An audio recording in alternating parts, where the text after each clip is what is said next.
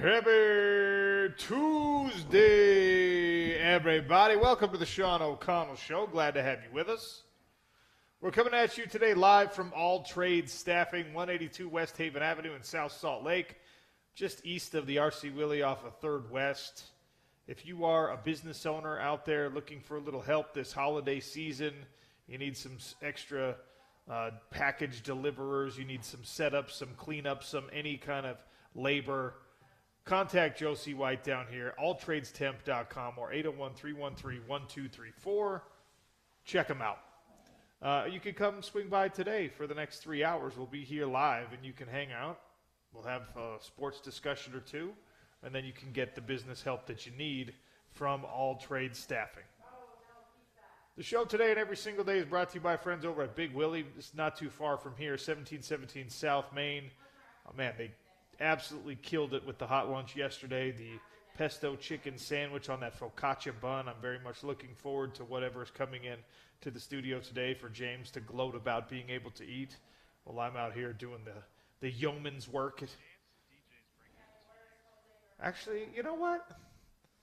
We're close enough by that maybe they'll bring it down here. It's actually closer to Big Willie's. All Trade Staffing is closer to Big Willie's than our Broadway studios. So maybe James will have to be jealous of me eating the lunch today.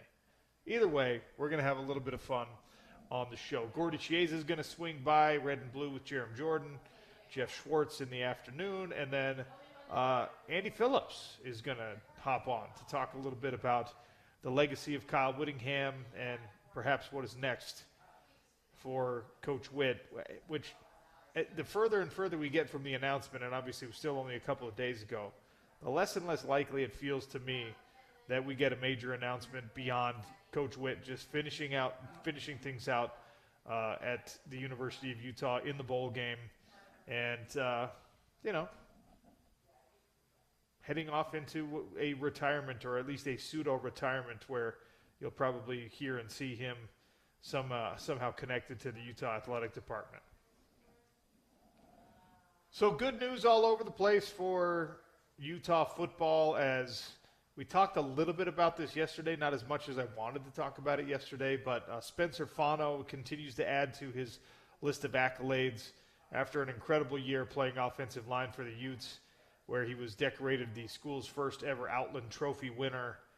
He has also now been named the Polynesian Football Player of the Year for the 2025 season, which is it's a young award, but it is very much a prestigious award and one that he, I think, is deserving of. And he's going to end up being, I would be shocked actually, if he didn't end up being not only a consensus All-American, but a unanimous All-American, because every All-American team that has been released so far has Spencer Fano's name on it. And look, John Henry Daly, deservedly so, is getting some All-American recognition as well. I think that, a lot of the voters probably were so focused on what Utah was doing offensively and is so focused on the offensive improvement for that particular team, didn't really fully appreciate what John Henry Daly was able to accomplish on the defensive side. But even sitting out the last, 6 or so quarters of the season, he ended up having an absolutely phenomenal year. Ended up tied for third in the country with tackles for loss. David Bailey obviously was incredible. Stephen Daly at Indiana, who, no relation, had 19 tackles for loss. And talk about the weirdest story, man, and really unfortunate. So you've got two of the top four guys returning two of the top four guys in the country as far as tackles for loss go that are out with the prolonged injury recovery situation. Obviously, John Henry Daly's already had his surgery. Stephen Daly hurt himself celebrating after the Big Ten championship game. I mean, you can find the video of it online. The Indiana senior was giving high fives. He was like taking his victory lap around the stadium, giving high fives to fans, and just freak accident. had a little wonky step and ended up damaging his leg. So that's really, really unfortunate, as Indiana will have to try to chase a national championship as the number 1 overall seed in the upcoming college football playoff without their best defensive player. But John Henry Daly getting second-team All-American nods all over the place. Spencer Fano getting first-team All-American nods, and he is going to be a consensus and more than likely a unanimous All-American before it's all said and done.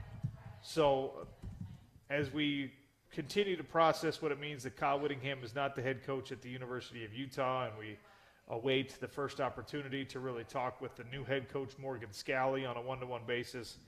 It's easy to kind of lose sight because of the strange sort of feeling around a legend stepping down from the head coaching position. It's easy to kind of get away from the focus on, like, well, you're going to go hopefully win this bowl game. Nebraska is going to be reeling a little bit. Their quarterback, Dylan Raiola, has officially finished the Raiola family divorce from Nebraska. He's going to be entering the transfer portal. His younger brother, who was a highly valued commit, already decommitted from Nebraska. His uncle, who was the offensive line coach, has been fired at Nebraska. So Raiola, I would not be surprised to see Raiola, by the way, in the Big 12 Conference next year. So you're going to get that baby Patrick Mahomes situation. Probably, potentially, in the Big 12 Conference, which, I don't know. I don't really love that. As I was debating what I wanted to talk about on the show today, with kind of a lot going on in the sports world on the big picture standpoint, I heard, after our show went final yesterday, that, Spence was talking about this a lot, the private equity deal and the angst around that, and the questions about, well, hold on, wait a second. Is Congress going to have to look into this? Hold on, wait a second. Did you deliberately not shop this around? Is this something that is going to end up getting you in trouble a little bit? Were they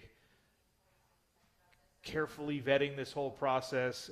At the end of the day, right, when you're the first mover in a situation, when you are a university, when you're an athletic department, when you are a president, when you are a company CEO that is doing something that kind of disrupts the normal way of thinking, the reaction to it is going to be, you're going to see something all along the spectrum as far as reactions go. And that's what we're seeing with the Utah's private equity deal right now. I mean, every publication under the sun, sports and otherwise, has written a little think piece on this already. And have fun going through and deciding which ones you care about and which ones you're like, I don't really need to read this. But at the end of the day, there's just a lot to unpack with a private equity deal that is designed to, that is supposed to reshape the way that college athletics is handled in the near future and presumably forever after this.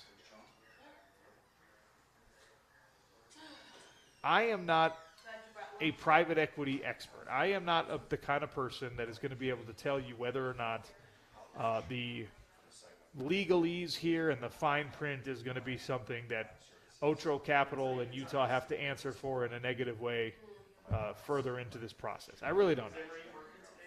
But what I do know is that this is a university that needed something different to be happening, needed a different path, needed an opportunity to try and fill the coffers to keep up with the competition, not just on a regional basis, not just on a conference level basis, on a national basis, because my expectations and your expectations are now no longer realistic. They are now no longer on par with the, the true geographical and political positioning of the University of Utah from an athletic standpoint. Because Kyle Whittingham did such a great job coaching this team and recruiting and developing and finding guys, the Eric Weddles of the world and the Cole Bishops of the world and the Cody Bartons of the world that were not necessarily the big-time prospects that everyone was paying attention to.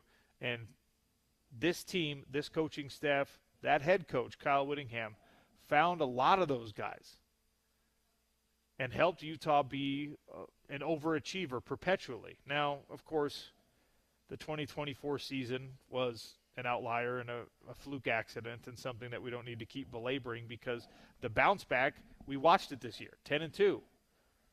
Would it have been better if you beat your rival? Sure. Is that still, something that you have to beat up? No, it's not. But because Kyle Whittingham did such a good job, our expectations have inflated to a level that is probably a little outsized for what the national marketing is, for what the true level of fan support is, for what the financial support from a television deal standpoint is. Like, we are spoiled. We got spoiled on the fact that Utah was part of a Pac-12 that still had Oregon, Washington, USC, at that time, decent Stanford team, and before decent, a really good Stanford team, right? And Utah found ways to compete with and then sort of like leapfrogs a lot of these programs on its way to conference championships and national prominence. So our expectations are that you stay there. Even when you're in a conference that no longer has any blue blood brands, even though you don't get to rub elbows now with the same kind of company that you did, whether you like it or not. I mean, being able to go out there and beat USC on a regular basis validated Utah in the minds of neutral observers in a way that Texas Tech and Colorado and Kansas and Kansas State never will be able to. You get back on a winning streak against BYU, you take 5 in a row against the Cougs, it's not going to be the same as when you beat Washington, Oregon, and USC. So our expectations have now been shaped by that success. And because our expectations are shaped by that success, the university, I think rightfully so, went out and acknowledging that fact said, we got to find something that helps us stay on this level competitively. And unfortunately now it's not hiring the right guy, or it is hiring the right guy, but that's not the only thing, right? It's not just hiring the right guy. It's hiring the right guy and then funding that guy's operations at a level that, well, what you're seeing with Texas Tech and what you're seeing with BYU and what you're seeing with Oregon and what you're seeing with a lot of these, I mean, Alabama, is that we're not ever going to question that. Texas, we're not ever going to question that. At Utah, we were questioning it, and when the university and the president and the athletic department found the answer to that question, can we keep up financially, a lot of people, maybe even Congress, maybe even the state legislature, certainly powerful folks that have ties to the rival school down south but are politically influential, it raised some eyebrows. Your own league commissioner. It's like, okay, what's going on here? Because we're doing one of these private equity deals, and you guys are doing one of these private equity deals? If you're the head of the med school at the University of Utah, if you're the head of behavioral sciences in that hideous building up there at the University of Utah, you're going, wait a second. How'd they find this money for football? Well, I guess there is some similarity on the medical front when it comes to expectations and trying to meet expectations. I don't know how much there is in the other sort of research aspects of the university. I don't know what that external pressure is like, but the athletic pressure to be what you have been is intense. As all of you know, we are the ones exerting that pressure. We are the ones who talk about it every damn day on a radio program, on television. And this university found a way to try to fill the hole that was coming with the absence of Kyle Whittingham with dollars. Not just with dollars, but with Morgan Scalley and dollars. And now the toughest part is going to be the patience required to watch the decisions made on how to deploy these funds, to get the details on how quickly these funds come in, how many of those funds end up pouring out into private equity, how many jobs are sacrificed at the altar of profitability, all these things. There are going to be difficulties to this, But we all, either implicitly or explicitly, we all signed up for it by expecting Utah football to be for the next 2 decades what it's been for the last 2 decades. Enter my question for the day, and it's something that I actually threw out a poll yesterday while we were doing the show, fully expecting that we would be able to discuss this on today's program, and hopefully we can have a measured discussion about this.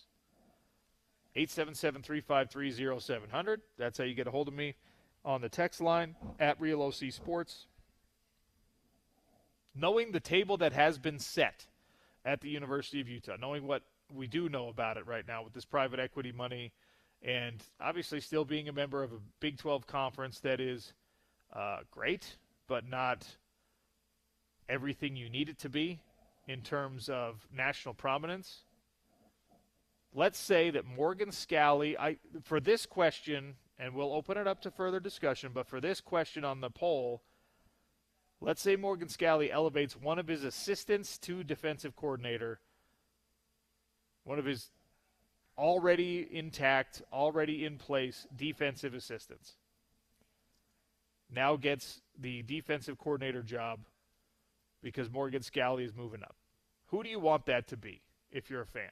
Now, people immediately on Twitter were just like, well, I don't want it to be one of these guys. All right, we'll get to that part of the discussion.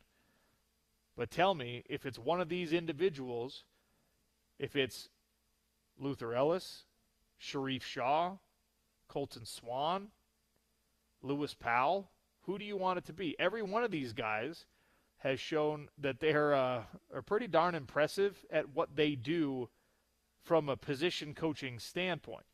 Which of these guys do you trust most to step up and fill the void? And that's probably not even the right way to say it. You're not filling a void because you're going to be benefiting from the fact that your head coach is a guy that did your job for a decade plus, right?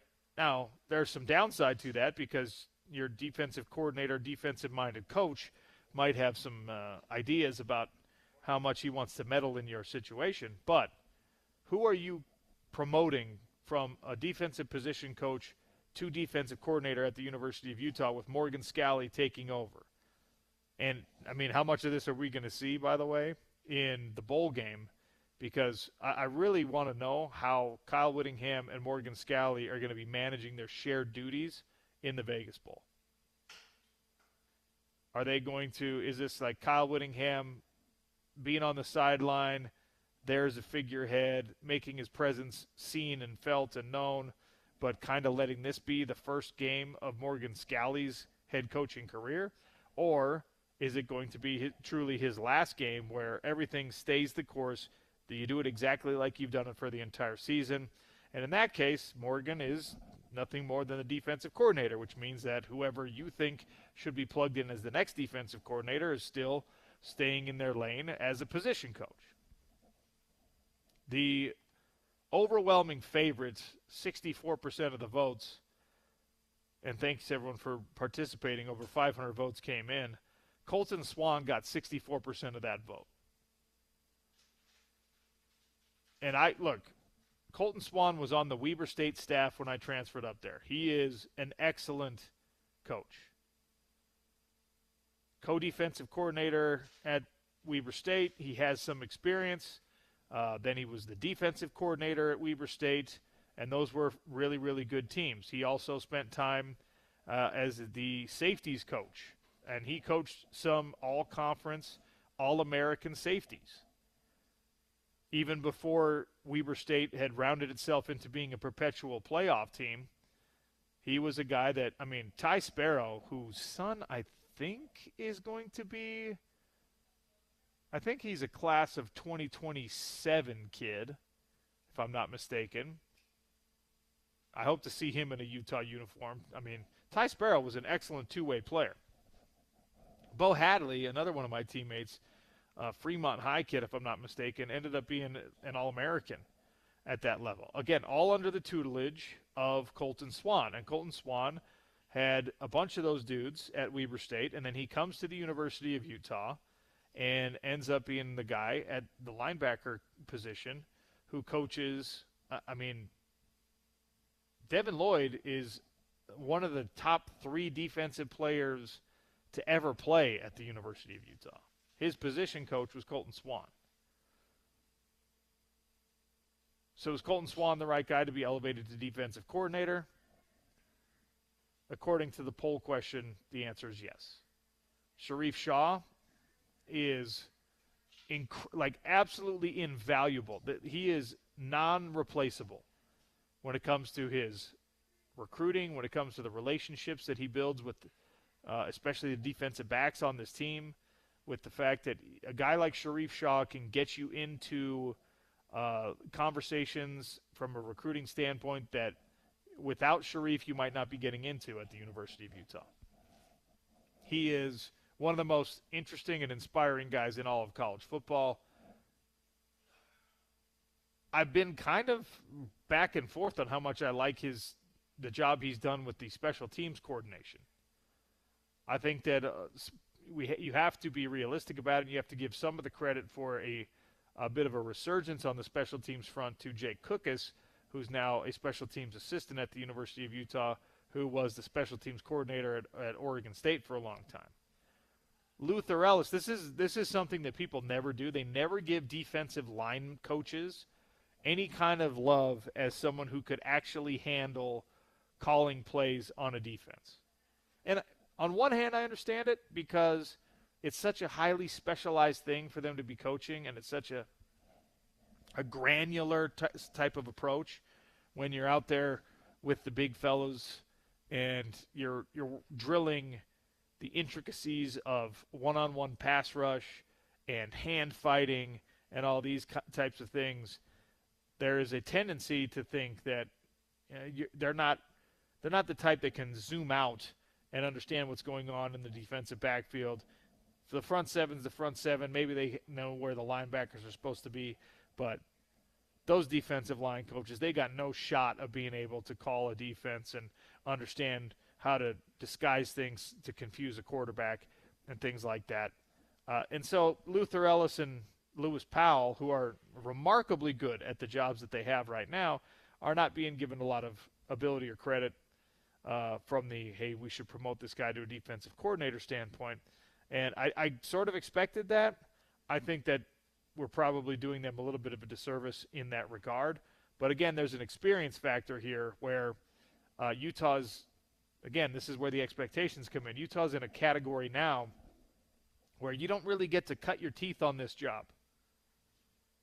You don't really get to do it for the first time ever on a job like Utah's defense. You got to have some demonstrated ability. You got to be someone that has done it at either an FCS level or, you have to have called plays, I think, is the expectation for some people, for a lot of people. So Sharif Shaw comes in second. Colton Swan comes in first. James Peterson is producing back in our studios today. James, did you cast a vote on this poll? I did. I chose Sharif Shaw. Okay. And the reason why is, obviously, one of the reasons is I'm just a lot more familiar with Sharif. He's been with the program a lot longer. Colton has been the last, what's it been, 3 years with Colton now, or has it been a little bit longer than that? No, he's been at Utah longer than that. Has it been much longer than that? Okay. That's my bad. I thought it was a lot more recent than that. Anyway. Let me see the year that Colton Swan joined the Utah staff. 2019. Okay, so it's been 6 years. Okay. I don't know, for whatever reason, even though the linebackers have been really good in that time, and you could argue that they really started to level up at that time. For whatever reason, that kind of has flown under the radar for me personally. And so Shaw's been around a lot longer. The cornerbacks have been one of the mainstays of the program, along with safeties. He and Scally have obviously worked really well together. We've also seen a lot of We've seen a lot of carryover from special teams, good special teams coordinators becoming great defensive coordinators / head coaches, right? And I'd like to see if Sharif Shaw can continue that trend. Yeah, I don't. And look, there's the other part of this, right? The other hanging participle in this conversation, and one that I deliberately omitted from the poll question because I wanted to see where people stood on the assistant coaches already at the University of Utah. If I put the poll question out there, would you rather have Sharif Shaw, Colton Swan, Jay Hill, Gary Anderson? Now we're having a completely different conversation. Jay Hill probably wins that, right? Jay Hill definitively wins that, and he runs away with it. Yeah, I would think so, yeah. All respect to everyone else, but Jay Hill, we know Jay Hill is not only a great coordinator because of what he's done at BYU, he is a great head coach because what we saw him do at Weber State. And look, he would be the perfect kind of associate head coach, but that is all dependent. This is 100% based on the relationship that he has with Morgan Scalley. And I couldn't tell you whether or not that is a friendly, I like working with you, but we butt heads a couple times kind of a situation. They could be best friends. They could be guys that tolerated one another for however many years on a Utah staff but didn't ever really get along. I truly do not know. And by the way, they could be best friends, and the situation for Jay could be too good at BYU for him to come work under Morgan also. Like that's also a factor here. Jay could be looking at a situation where he's like, okay, do I want to be a head coach in college football anytime soon? And which of these gets me closer to that? BYU and Kalani Sitake just came up with a new contract, and part of that contract was making sure that his assistants are well paid, which means Jay and everyone else got raises down there. In the past, Utah has always paid more for their defensive coordinator than BYU has. Utah's always paid more for pretty much every assistant coach than BYU has. I don't know that that's true anymore. None of us know if that's true anymore because of what just unfolded a couple of weeks ago down in Provo, where Penn State came knocking, and Kalani was just like, if you want to keep me, you got to step up here, and you got to step up with my assistant coaches. Also, that must have been a weird situation for Jay Hill because Jay was watching that conversation unfold, watching that drama unfold with Kalani talking to Penn State, obviously just via his agent, and every single person that thought about, well, what happens next with BYU was pointing at Jay Hill as the heir apparent there. Would he be treated the same way if he came to be the defensive coordinator at the University of Utah? Probably, but maybe not. Again, what are his relationships like with people like Mark Harlan, with Taylor Randall, with everyone else on the staff? I mean, these are the questions that you have to start answering. And remember, the backdrop for all of these questions is, how does Utah stay at least as good as Utah has been under Kyle Whittingham? So much easier said than done, but that is the expectation. We'll get further and further into this conversation today. Sean O'Connell Show is down here at All Trade Staffing, 182 West Haven in South Salt Lake, about a block east of the RC Willey. Josie White is the general manager. She's always kind to have us down here. Josie, how are you? I'm doing good. How are you? Doing all right. You got all your Christmas shopping done? You ready for the holidays? Nope. No? Not even close. I keep asking people that because for the first time in my life, I get to say yes. I actually got out ahead of it this year. It only took me 41 years, and then in year number 42, I finally did it right. So now I keep asking everyone, and most people's answers are that. You're probably just giving out money, though, right? That's actually, yeah, like half the gifts. That's one of the beauties of when your nieces and nephews start to get a little bit older, right? You're just like, hey, would you rather have money, or do you want me to get you like a stuffed animal or a book or something? And every time, once they get to a certain age, they're like, give me money. Right. It's all when money. When you're a kid and you got like a 20 and man, the world is your oyster. You know what I mean? Anyway, that's not what we're here to talk about. We're here to talk about what All Trades can do for people listening right now. If you're a business owner out there, if you're somebody who's looking for work out there, all ends of the staffing equation, All Trades can help you out. But Josie, let's talk about for the holiday season and then starting the new year. I mean, this is when businesses are really kind of reevaluating where they've been at for 2025, rounding into 2026. People might be realizing, hey, I need some help. I need more help. I need more laborers. You can help them out. Absolutely. Yep. And this is a good time of year, sometimes most of the time. Year end, people are trying to get their vacations in, get so you're short staffed already because everybody decides to save their vacation till the end of the year. So if you need a little bit of help, your secretary's out on vacation, give us a call. We'll cover you while she's gone. I didn't even think about that. You're absolutely right. This is when everyone's just like, aha, I've been saving up, and I'm taking the family on that Disney vacation, or I'm going on that cruise, or I'm just going to go hang out in the cabin or whatever, and I am not showing up for 2 weeks at the end of the year. Well, these businesses still got to run. Exactly. Yep. And that's where we come in. You call us for 2 weeks or long term, we hope, but even if you just need us for 2 weeks, we're here. We got you. alltradestemp.com, 801-313-1234. And then if you're someone who's looking for work, you're listening and you're like, well, yeah, I got no vacation plans and I would like a little bit extra money here. Those people can come in and hang out and get to know you and hopefully be put to work sooner than later. Yeah, absolutely. We always have free coffee here in the mornings. Come in, have some coffee. And hopefully find yourself a little bit of work. 801-313-1234. Yep, 801-313-1234.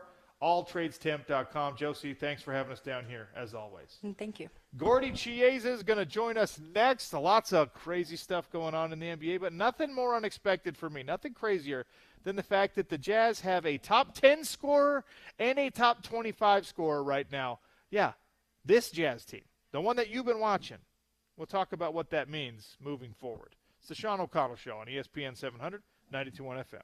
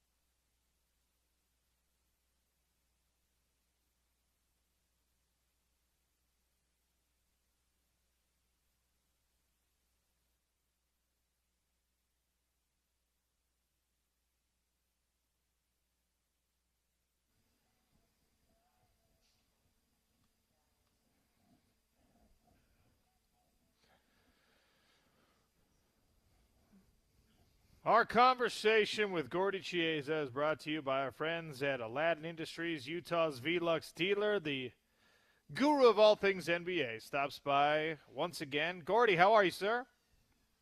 Doing fine, thank you. If I had told you before the season began that at some point, at any point this year, Keontae George was going to be a top 25 scorer in the NBA, what would you have told me? I'd worry about your mental health. But we're so happy he is, though, because he's been sensational.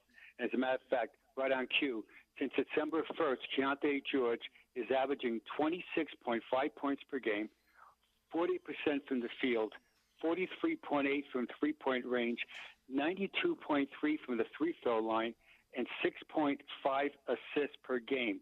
So, Sean, please give me the hot sauce if you're Keontae George, and he's playing in a twilight zone. So good for him and good for the Jazz. Really incredible to see what he's able to do and add his accomplishments and what he's been able to do. I mean, Lauri Markkanen is playing at the all-star clip that we thought, well, we've already seen him truly be capable of that, but he's returned to that form. And, I mean, when you put these two guys together, and we talked all off-season long, we talked at the beginning of the season about who is kind of part of the core moving forward and building to when you are eventually a playoff team and when you're not. Is Keontae George now firmly a part of that? Very much, absolutely, yes. On a 52 to 55 win team, he'd probably be your third or fourth best player, depending who 1, 2 are on. So he's absolutely a starter in the NBA. And Sean, if you notice, he's much better off the ball. So there's a direct correlation that him having this unbelievable scoring spree, playing the right way, because Isaiah Collier is now the point guard often in the game. And so you notice that when he has the ball, Isaiah Collier, is that he's looking for all his teammates. But Keontae George coming off those wide screening action and just broken play, that by him being the point guard, he's really a true point guard, Collier, that's really uplifted tremendously Keontae George's game. Now, George can play also at the point, but I'll call him he's just more of a guard, and just being guard is good also. Gordy, what do you expect from this Utah team in the next little stretch of games? Again, I've belabored this point every time you come on. They're more fun than we thought they would be. They're better than we thought they would be. These next 3 or 4, what do you expect from the Jazz? Well, Laker game, they should win. I mean, they'll be highly ready to play. And as great as the Lakers are, is that the Jazz also have this chemistry going right now. And then they play also the Magic on Saturday. So the next 2 games at home, the Jazz have establishing historically a tradition of winning at home, and now they're 7-7. So hopefully that will keep driving that. So I look for the Jazz to win the next 2 games, and then they go to the Nuggets on next Monday night. And the Nuggets are playing sensational. They're showing their heart and their courage. Last night's game, Sean, if you saw it, as far as I even read about it, was that overtime game, 2 heavyweights, Houston at Denver, and the Nuggets showed their all-around brilliance led by Nikola Jokic. It was his 12th triple-double of the year, Sean, Jokic. And so the Jazz, well, to beat Jokic-type teams, you've got to have a collective effort. And so it all starts with playing defense and less turnovers. And with that said, last night's game, Sean, was really uplifting for the Jazz, was Kyle Filipowski. That guy's like a live wire, and he, as a starter, he was all over the floor. His 25 points, but it's how he got them. He got them in that fourth quarter, a lot of them, and he just was causing havoc on both sides of the ball. And that was a huge factor for the Jazz. 25 points, 9 rebounds in 38 minutes, 9 for 13 shooting. So he'll be the guy as the Jazz go forward for this season. We'll try to slow down the opposing team's big center point forward, meaning Nikola Jokic type people, and also a Şengün of the Houston Rockets.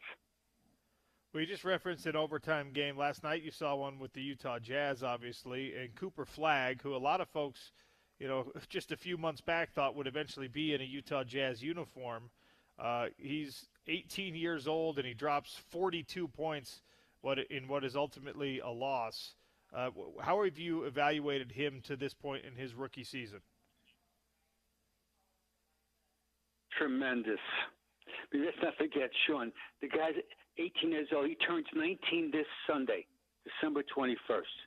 He set the record. Sean's alluding to the record for the NBA. He scored 42 points, topping the previous mark of 37 by young LeBron James rookie season back on December 13th, 2003. So Cooper Flagg is one of the leading players in the NBA as far as the next generational, him and Victor Wembanyama. Those are the two guys as we speak right now. Other people are trying to catch up to those guys as far as the facelift of the NBA. He was impressive about Cooper Flagg is he's so acrobatic but under control. He's got this great drive game to the basket where he causes elevation problems for the guys guarding him, and he has a tremendous all-around game where he can pass off the dribble, he makes enough open threes, and he's once he gets in the lane, he's really wiry strong. So we've never seen a guy like that as far as this young being that talented. So the Mavericks hit the jackpot with him as far as the first pick of the draft. And Sean, so last year, remember in those dog days of the draft and in July where there's so many conspiracy theories, Sean, about who's going to get Cooper Flagg before the draft, and the 10th seed got Cooper Flagg. So if you're a Jazz fan, it does happen. Maybe it's this time, Sean, this year as the Jazz go forward and they keep being competitive, they might get a high draft pick picking at, who knows wherever they're picking. So do not be alarmed with a Jazz finish. Gordy Chase is our guest here on the Sean O'Connell Show, talking all things NBA. All Sean, right. how come when I said conspiracy theory, you didn't say a word? Because I know that you love these theories, Sean. You and James Peterson. You guys love this stuff. I was perpetuating the theories. All right, I was the one who was like, no, this is the NBA is rigging this thing. They traded Luka to L.A. so the return favors that you get Cooper Flagg. But everyone was like, no. I've been there. I've sat in the room. I know the process. Gordy, you don't even entertain these conspiracy theories when I throw them at you. No, never. No. I never do. No. I never will. I never do because I know that the NBA is above board. Yeah, see, that's less fun for me. I want them to at least have a little bit of conspiracy going on. Let's talk NBA Cup. What is Victor Wembanyama going to have a role in this final? Major, absolutely. He's come off the injury, and he's on limit restriction as far as minutes. So he only played 21 minutes the other day, but he got 15 points out of the 22 points he scored in the fourth quarter. So they're going to probably start him and then take him out. And I'm just guessing now they'll play him roughly 24 to 28 minutes, but it'll be in the fourth quarter. It's been spectacular, the NBA, the Cup, between the Spurs and the Knicks. Two heavyweight teams are trying to carve out their destiny as far as possibly one for the Spurs making the playoffs for the first time in 7 years then, since 2019. And for Knickerbockers attempting to be champion in their world, the last time they were champion, if you're a Knicks fan, was 1973. Here's the mathematics of it also. Even though these players make a lot of money, and they do, there's a thing called pride. And again, I'm not being naive saying this, but these players do have pride. So if you're Stephen Castle of the Spurs, and if you're Jalen Brunson or Mikal Bridges of the Knickerbockers, you want to win this championship. And the winning player share is $530,000, and the losing share is $212,000. Now, sure, I know you spent a lot of time in Vegas over the years working. Remember, in Nevada, there's no state tax on earned income, salaries, and wages. So it's only federal tax. So these guys are going to make let's say, a bonus. Whoever wins this game or loses it, and most of the players do give the money away to charity. Most, not all. How good does your contract have to be, Gordy, where the expectation is that you're probably going to give the money to charity? Because if you're like a two-way guy or you're a rookie or whatever, you're not as firmly established. I mean, it makes sense for Victor Wembanyama to give, whatever he wants to charity. If you're Jalen Brunson, go ahead. But, there's guys further down the bench that are probably looking at him like, I don't have to give it to charity, right? That's correct. Absolutely. And that's the beauty of it. And the diversity of every team, where there's guys at the top tier of the salaries and guys at the bottom are bite, fight, and clawing. And in team chemistry, you want both people to be successful. The high salary players that can get you deep into the playoffs, and the young fellas or the hopefuls that are bite, fight, and claw to make an NBA team, either on a extended contract or a two-way contract. And when those guys are successful, it uplifts the rest of the team.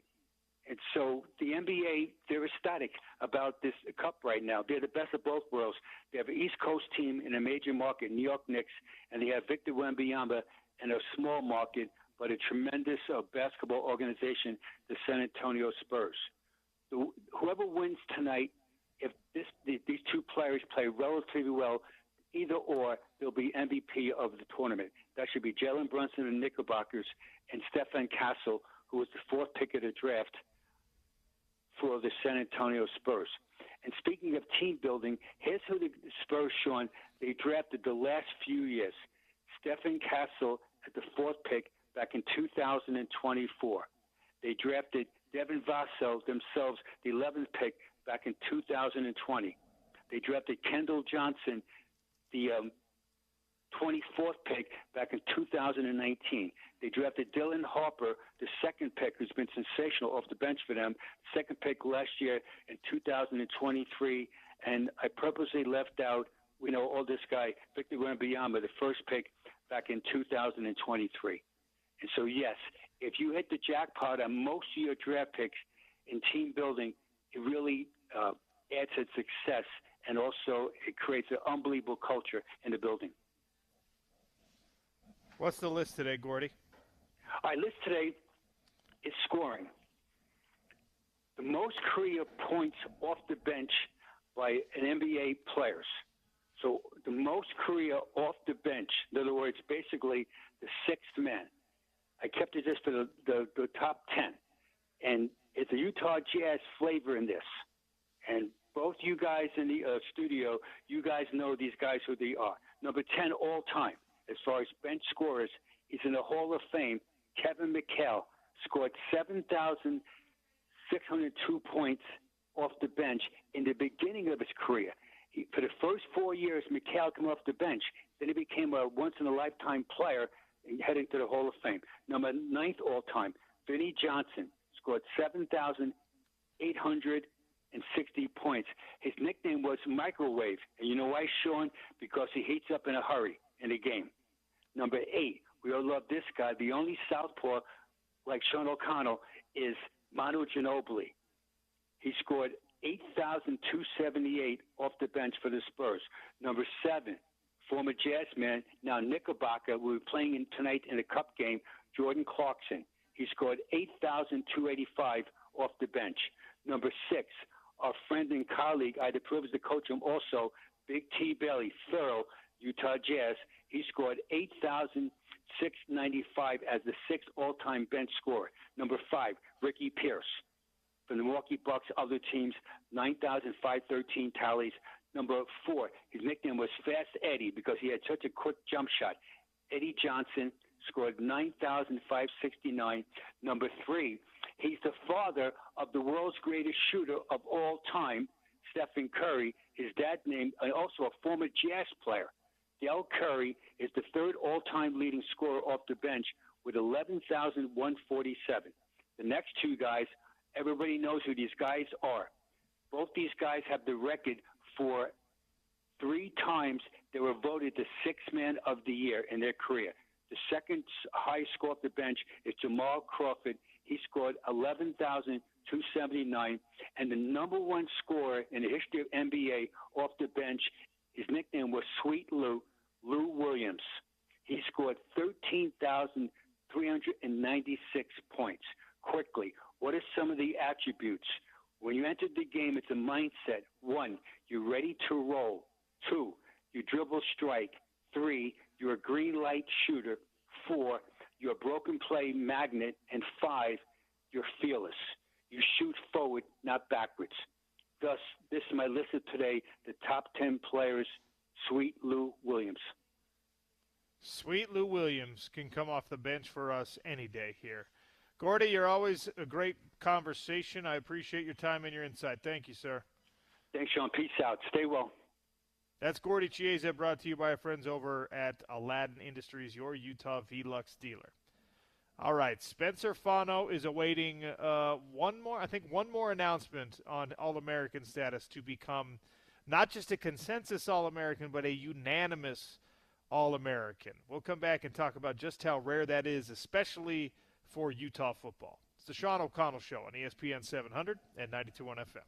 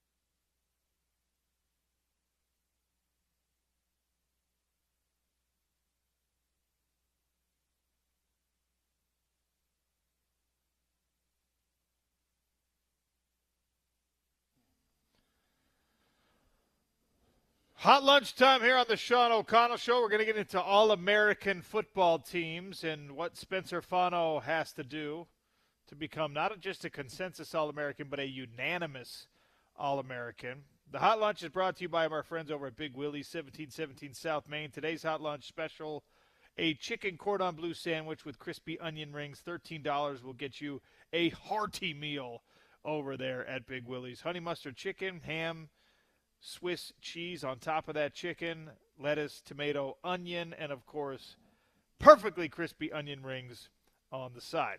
We're down here at All Trade Staffing, 182 West Haven Avenue in South Salt Lake. Josie's kind enough to sit down with us, the general manager here. Josie, how are you? I'm good. Okay, so there are plenty of business owners out there that listen to the show, and they're probably like, man, you know what, I do need a little bit of help, but I don't want to do the paperwork. I don't want to do the interviewing process. I don't want to get with our HR department to bring somebody on because, it's a busy, busy time of year. All Trades takes all that out of the equation. You handle the paperwork and the HR stuff, right? I handle all the paperwork. Yep. We handle everything. We do all the vetting. We do their federal taxes, state taxes, their workers' comp insurance. We take care of all of that. What if I need someone, but I need them for whatever my industry is? I need them to be drug tested. I need them to have me background checked. Can you handle all that? We do. We do handle background checks and drug screens, yes. What happens if you get someone set up for temporary help? And then, I'm the business owner, and I'm like, hey, you know what? This Josie that you sent me, really, really good employee. I would like to just hire this person full time. Is that a possibility? Yes, we do have buyout options. We do have minimum 600-hour requirements that we ask for you to work them through us. But if you get them and today they're doing great, they're doing fantastic, you want to bring them on as your wingman, then yes, we do have a buyout option that you can take them on early at any time. And look, because of the work that you all do, that feels like the more likely outcome. But then there's the other side of the equation, right, where somebody shows up and you're like, no, this is not the person for me. What happens then? Yeah, you give me a call and you say, you know what, Josie's just not, she's just not doing what I am paying you guys to do. So I call Josie and I say, hey, go ahead and finish out for the day. And either I can get you Sean headed his way to you right now while Josie's on her way back here because she just didn't do very well. This all translates for you, the business owner out there listening, to just easy and painless staffing help. AllTradesTemp.com or 801-313-1234. Let Josie take care of you and help you out with your business help needs, whether it's labor, whether it's skilled work. You really have a broad range of people that you can send over, right? Very broad. Yep, we've got down to floor sweepers to grinders, everything. Welders, builders, framers. Give them a call, 801-313-1234, 182 West Haven Avenue in South Salt Lake, just east of the R.C. Willey. That's right off of 3rd West. Come see us in the next couple of hours so you can say hello to me as well. Thanks, Josie. All right. I told you about the hot lunch. I wanted to get to this. We're going to get Jerem Jordan here in just a second. Spencer Fano, Polynesian Football Player of the Year, Outland Trophy winner, first ever at the University of Utah. And he is one All-American team, All-American nod away from being a unanimous All-American selection. James Peterson, you ready for some quiz time? I'm ready. And by the way, you didn't have to rub it in that you got the food this time while you're on the road. Okay, you didn't have to exaggerate just how good it was just to rub it in my face. Okay. Well, I'm going to because my mouth is watering. Honestly, I haven't even taken a bite yet. Oh, okay. All right. So, how many consensus All-Americans has Utah football had? Like all time? All time. It's got to be, I'm going to say 25. No. Is that low? Is that way high? That's way high. 10? It's 11 so far, and Okay. Spencer Fano is going to be the 12th. Going to be the 12th. He's got a chance to be a unanimous All-American, which is an even more exclusive group. How many unanimous All-Americans has Utah football had? Would he be the second? He would not be the second. He would be the 5th. The 5th, okay. Previously, Utah football, and look, this list is so incredibly exclusive that some of the all-time best to ever do it in the state of Utah. Like, Merlin Olsen was not a unanimous All-American, and he won the Outland Trophy in 1961. How you can't be a unanimous All-American when you win the Outland Trophy? I guess in those days it's just because the voters like literally didn't have the ability to watch Merlin Olsen in certain parts of the country. So I guess you couldn't have voted him to be an All-American, but it's crazy to me. That is crazy. Utah did not have a unanimous All-American until 2008 when Louis Sakota became the first unanimous All-American in a Utah uniform. Punter, kicker, King Louis, right? Yes, and he was named unanimous All-American specifically as a kicker. As a kicker. That season. Okay. And then you had to wait a few years until the next one came along, and that was in 2015 when Tom Hackett was a unanimous All-American at the punter position. The very next year, you had another punter who was a unanimous All-American in Mitch Wisnowski. So your first three unanimous All-Americans at the University of Utah were specialists. Were not even like every down type of football players. Who was the first non-specialist unanimous All-American at the University of Utah, James? So which year was Mitch Wish? That was 2016. 2016. So it goes Sakota, 2008, Tom Hackett, 2015, Mitch, 2016, and then your next guy came in 2022 to make it easier for you. Oh, was it? No, that Devin Lloyd would have been 21, right? And he was consensus. He was consensus, but got robbed and was not a unanimous All-American. Man, 20. Dalton Kincaid? It was Clark Phillips III. Clark Phillips, hello. Yes. Clark, and I put you on the spot because I could not have answered these questions correctly myself. But Clark Phillips is the fourth and most recent unanimous All-American at the University of Utah. And the assumption I am making, which I probably shouldn't because why would you assume such a thing? The assumption is that Spencer Fano will get the final the final All-American nod to make him Utah's fifth unanimous All-American. See, I cannot believe I forgot that Clark Phillips was not only at least a consensus All-American. I did not realize he would. I did not remember that he was a unanimous All-American, but I should have remembered that he was at least a consensus All-American because I was going to say the latest consensus All-American was Devin Lloyd, right? But it's Clark Phillips, and in back-to-back years having guys who were at least consensus and one unanimous. That's in those Pac-12 championship years. That's quite right. the feat for the university, and then obviously being only the fifth one would be incredible if Fano was able to finish this out. It was actually Utah had consensus All-Americans in back-to-back years. Devin Lloyd 21, Clark Phillips 22. Jonah Ellis, 23. That's right. Jonah did, too, huh? And, of course, his father was the first consensus All-American that Utah football had in 1994. Shout out. Those Ellises, man, they really got something going on with those genetics. Utah's consensus All-Americans, starting with Luther Ellis, 1994, Luther, 2002, Jordan Gross. 2006, Eric Weddle. 2008, the unanimous All-American Louis Sakota. And then you had to wait until Tom Hackett. Tom Hackett was a unanimous All-American in 2015.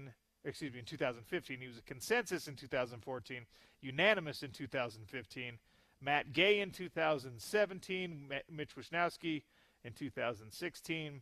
And then Bradley and I was a consensus All-American in 2019.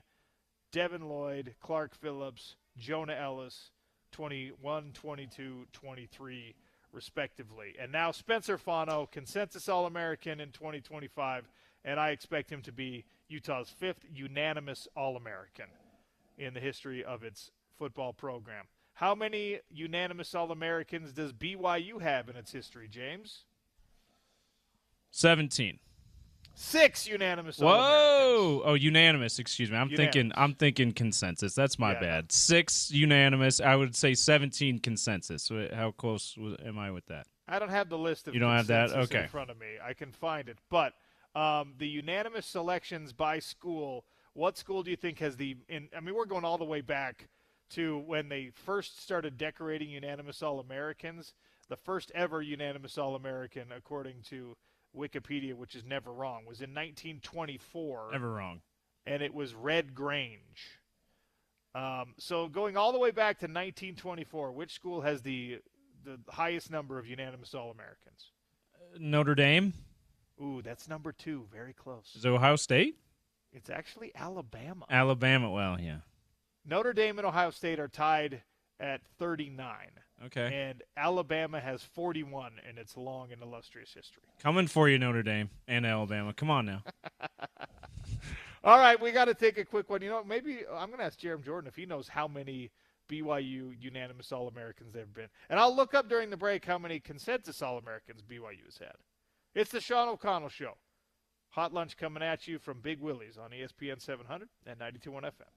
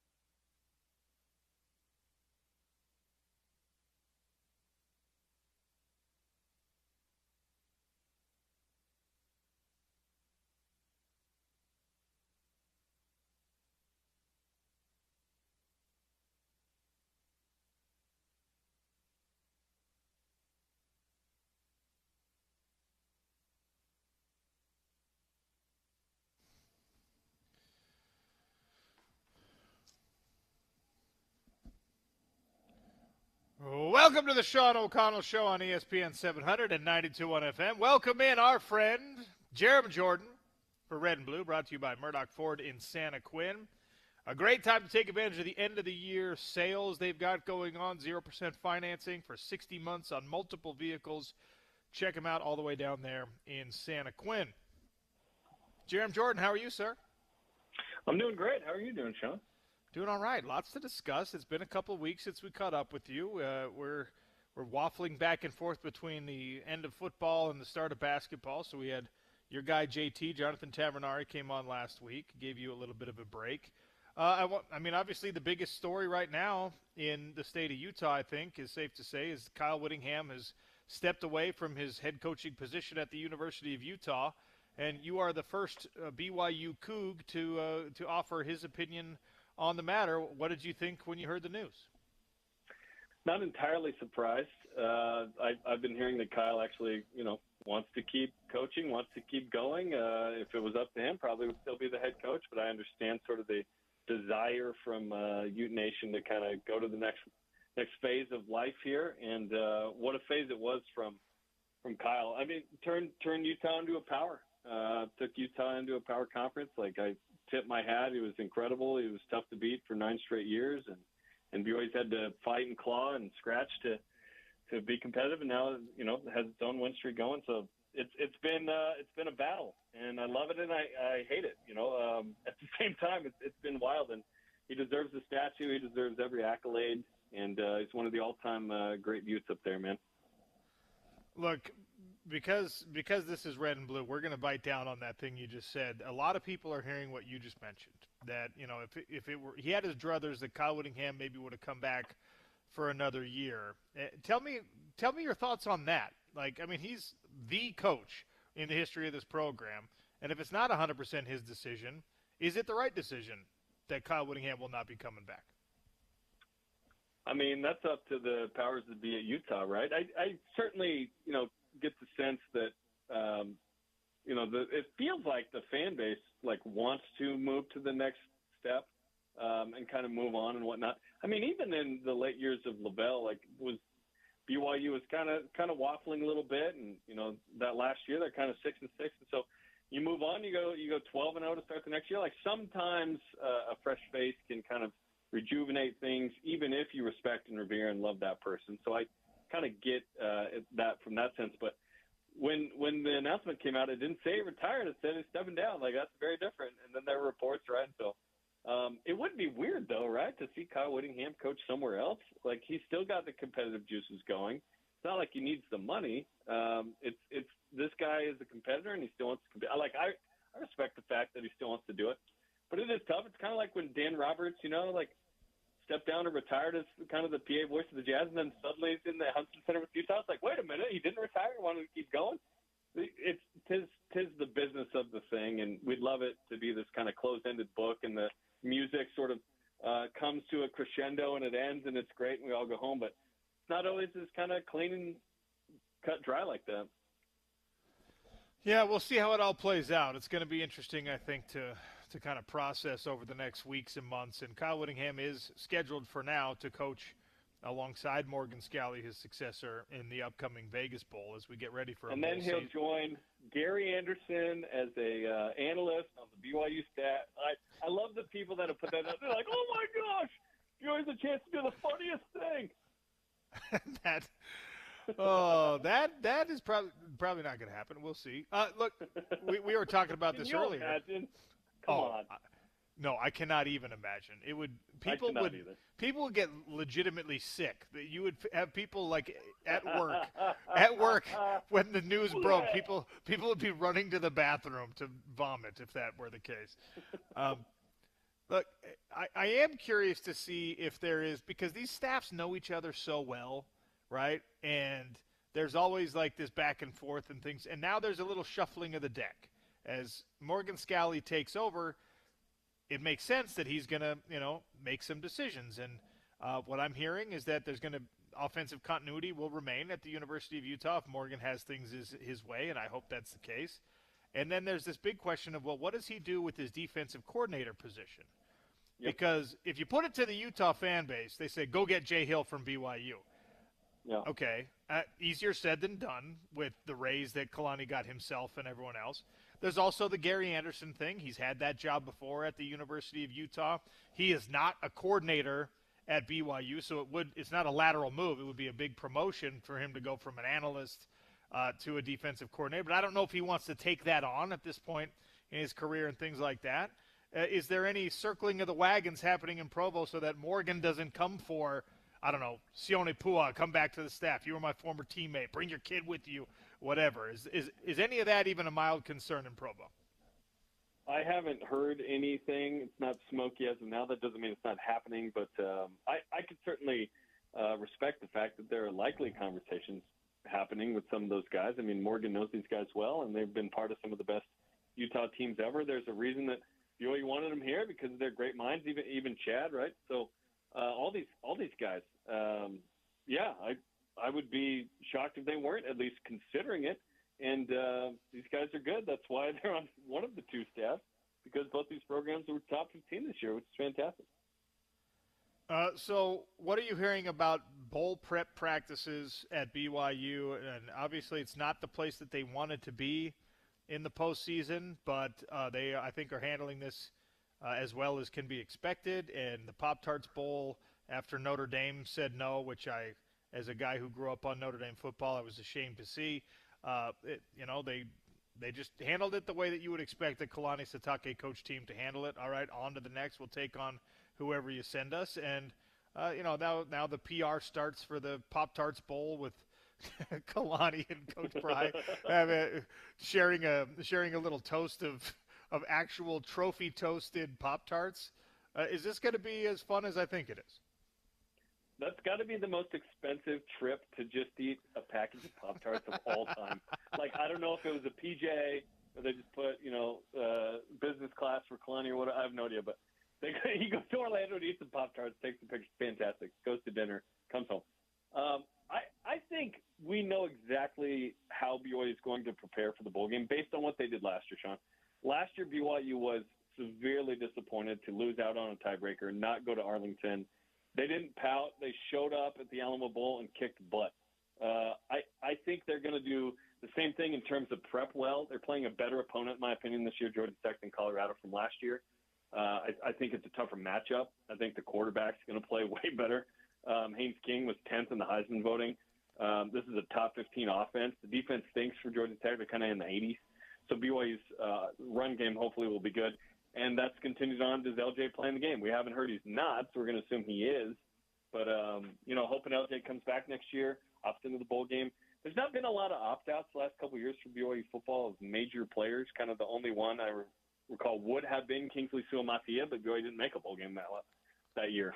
So I feel like BYU is going to continue to do what they do, which is they love playing football together. They want to get after it. They know what it means for the final ranking and next year's preseason poll. If they bring back Bear and LJ and Isaiah Glasgow and these guys, BYU has a chance to be top 15 preseason, hopefully. Now they can start that climb into an at-large spot if they have a similar season and not have the result of this last year. So personnel is number one, but I think if you win that game, it really helps your cause to continue what BYU's done, which is win a bajillion games the last 2 years. Speaking of that opt-out thing, what kind of decision-making process do you think is in place for some of the guys who are, I think, going to be NFL players, but I don't see anyone on this roster who is going to be like an early round pick necessarily. Yeah. I think that's what you were referring to with Kingsley. I don't know where like the line of demarcation is. If I'm going to be a third-round pick or better, I'll probably opt out of a bowl game. I think it depends on what team you play for, what coach you play for, what school you're at. And, again, I think that's the point you're trying to make. But how many guys are kind of awaiting a draft grade for BYU right now? I would guess that certainly LJ, Isaiah Glasgow, Keanu Tanavasa, I think, had a solid year, but it wasn't kind of the numbers he was hoping for. He figured it out in the last half of the season, was putting up some more numbers. Once he sort of fit into the system better, I think he was playing better for BYU. Obviously there's seniors that are just going that are awaiting that, Jack Kelly and Chase Roberts and so on and so forth. But kind of LJ, Isaiah, Keanu, and those are kind of the guys in question, kind of the three. And then in terms of retention, which is another question, you're going to have to retain Bear Bachmeier. I'm sure he's going to get offers for twice as much as BYU is going to offer him probably from SEC and Big Ten schools. And does he want to continue to be the guy and fit in this system, which I thought fit his skill set really well? BYU can build around him for several years before Ryder Lyons comes back from his mission and learns the system. Like, that could be a good thing, but everything's year to year, and there's money involved, and there's all kinds of different things involved. And so it's a year-to-year thing. As much as I'd like to build out what the roster is going to look like in 2030, it's kind of a fruitless effort given the nature of the portal. Yeah, I think most of us are just hoping to see, your good players come back in the second week of January. But right. Easier said than done.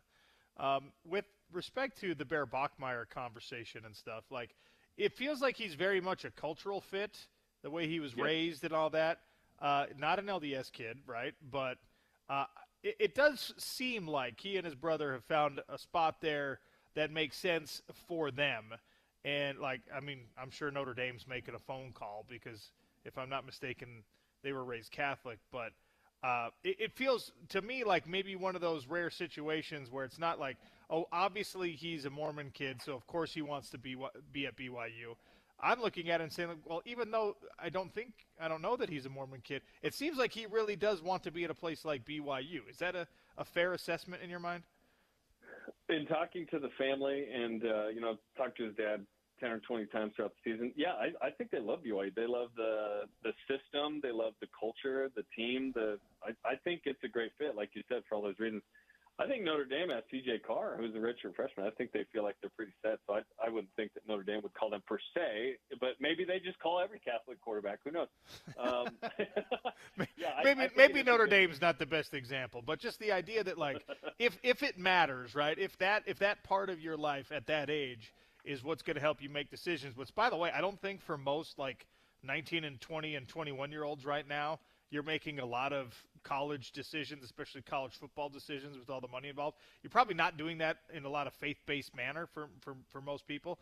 But the Bachmeyers strike me. I mean, they're playing guitar for the old folks' home and things like that. It's like the most BYU thing ever. It's almost surprising when you look it up and you're like, oh, wait, no, they weren't raised in an LDS home doing this.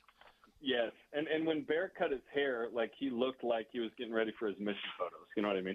And the rest of the year, like, he didn't cut it that much again. He felt like he should after a inspirational conversation where Kalani said, "Hey, let's be exactly obedient. Like, let's do exactly what we need to be doing." And BYU did not ask him to cut his hair like they did with Riley Nelson, back in 2011. It was just him. So yeah, he felt something. He made a decision. That's kind of what this place is about, right? Trying to make good choices on and off the field. Whatnot. So I'd be surprised if Bear left. I'm just saying, when you get good and when you publicly say, hey, we've retained Kalani, we've increased funds, that means good players are going to knock on the door of Dave George, the GM, and say, hey, I'm wondering if this is the number for me. And BYU, has if you're and most teams have this, if not all, hey, if you're a All-American, this is the payment. If you're a first-team all-conference guy, that's kind of the level. If you're a starter, if you're a backup, like, they have these tiers that sort of set the weight, as opposed to, like, every man for himself. It's very organized and structured. Forgive me for not knowing this already. Is any BYU player getting All-American love right now as these teams are being released? I mean, freshman All-American for Bear, but I don't think anyone else would be a first, second, or third-team All-American. I mean, perhaps a Will Farron or a Parker Kingston based on some of their special team stuff. Garrison Grimes today, deep snapper, second-team All-American ABCA, so there's one. Okay, kind of there more you go. Obscure, but that did happen. We were just looking over this with the Spencer Fano stuff because he's, I think, a team away from being a unanimous All-American. Do you know how many BYU Cougars have been named unanimous All-American in the illustrious history of BYU football? Not consensus, unanimous. I thought that Gordon Hudson won it at one point. I thought that Dennis Pitta might have been at one point. I'm looking at I don't know if Pitta was a unanimous. Gordon Hudson, you're right. There's 6 in the history of BYU football that were unanimous All-Americans. And it's kind of opposite of quarterbacks. It's kind of opposite of Utah, where for Utah, their unanimous All-Americans have all come in the last 20 years, and for BYU, most of the unanimous All-Americans come from the 70s and 80s. But what you did there? Yeah. What about consensus All-Americans? Do you know how many consensus All-Americans BYU's had? I'll be honest, I don't really know what the difference is. Okay, so a consensus All-American is that the recognized lists, the majority, the sanctioned All-American teams like Football Writers Association, AFCA, AP, whatever. The majority of them give you recognition, and unanimous is all of them give you every single one. Yeah. Every single one. So, BYU's had 6 of those. Utah has had 4 of those, which I think Spencer Fano is going to be number 5. And so I was like, okay, so consensus All-America, Utah has 11, and BYU also has 11 consensus All-Americans. So they're neck and neck in that, like they're neck and neck in a lot of things. That's awesome. Yeah, and it says a lot about these two great programs, man, that they get the recognition. I would love BYU to have a national award winner, in the next decade, because that's a big deal. Like for Spence Checketts to get the Outland, like that stuff's cool, man. BYU's proud of its winners in that space. Utah should be proud of its winners too. It's cool.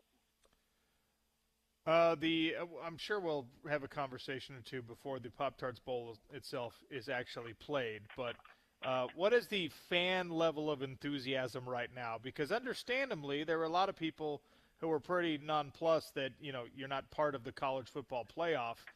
But notoriously, BYU fans travel well and support this team wherever they end up. Also, Orlando is like built for BYU families. So. Oh, it's perfect. Yeah, I think fans are getting around to it. My sense is that kind of I'm more excited than the average fan because I didn't want once we hit that kind of end of third quarter and BYU was flipping and they were turning the ball over, it was like they're not going to make the playoff, and we it was win or bust, and so I think BYU fans sense, hey, it's a ranked matchup, that was that, this is this, like get after it, let's finish the season strong. BYU has a chance to be finishing the top 10 for the fourth time ever. That would be a big deal. They can climb 2 spots, and then next year, if you retain LJ and Barron, some of these guys, like you have a chance to be top 15 preseason. And now if you do it again, you've got to be in at that point. If you start 15th and you go 11-1, like you need to be in the at-large conversation in a way better degree than you were this year. Obviously, you got to compete with Texas Tech and everybody else. You can't get blown out twice, but I think it's important, and there's a lot to play for now and the future.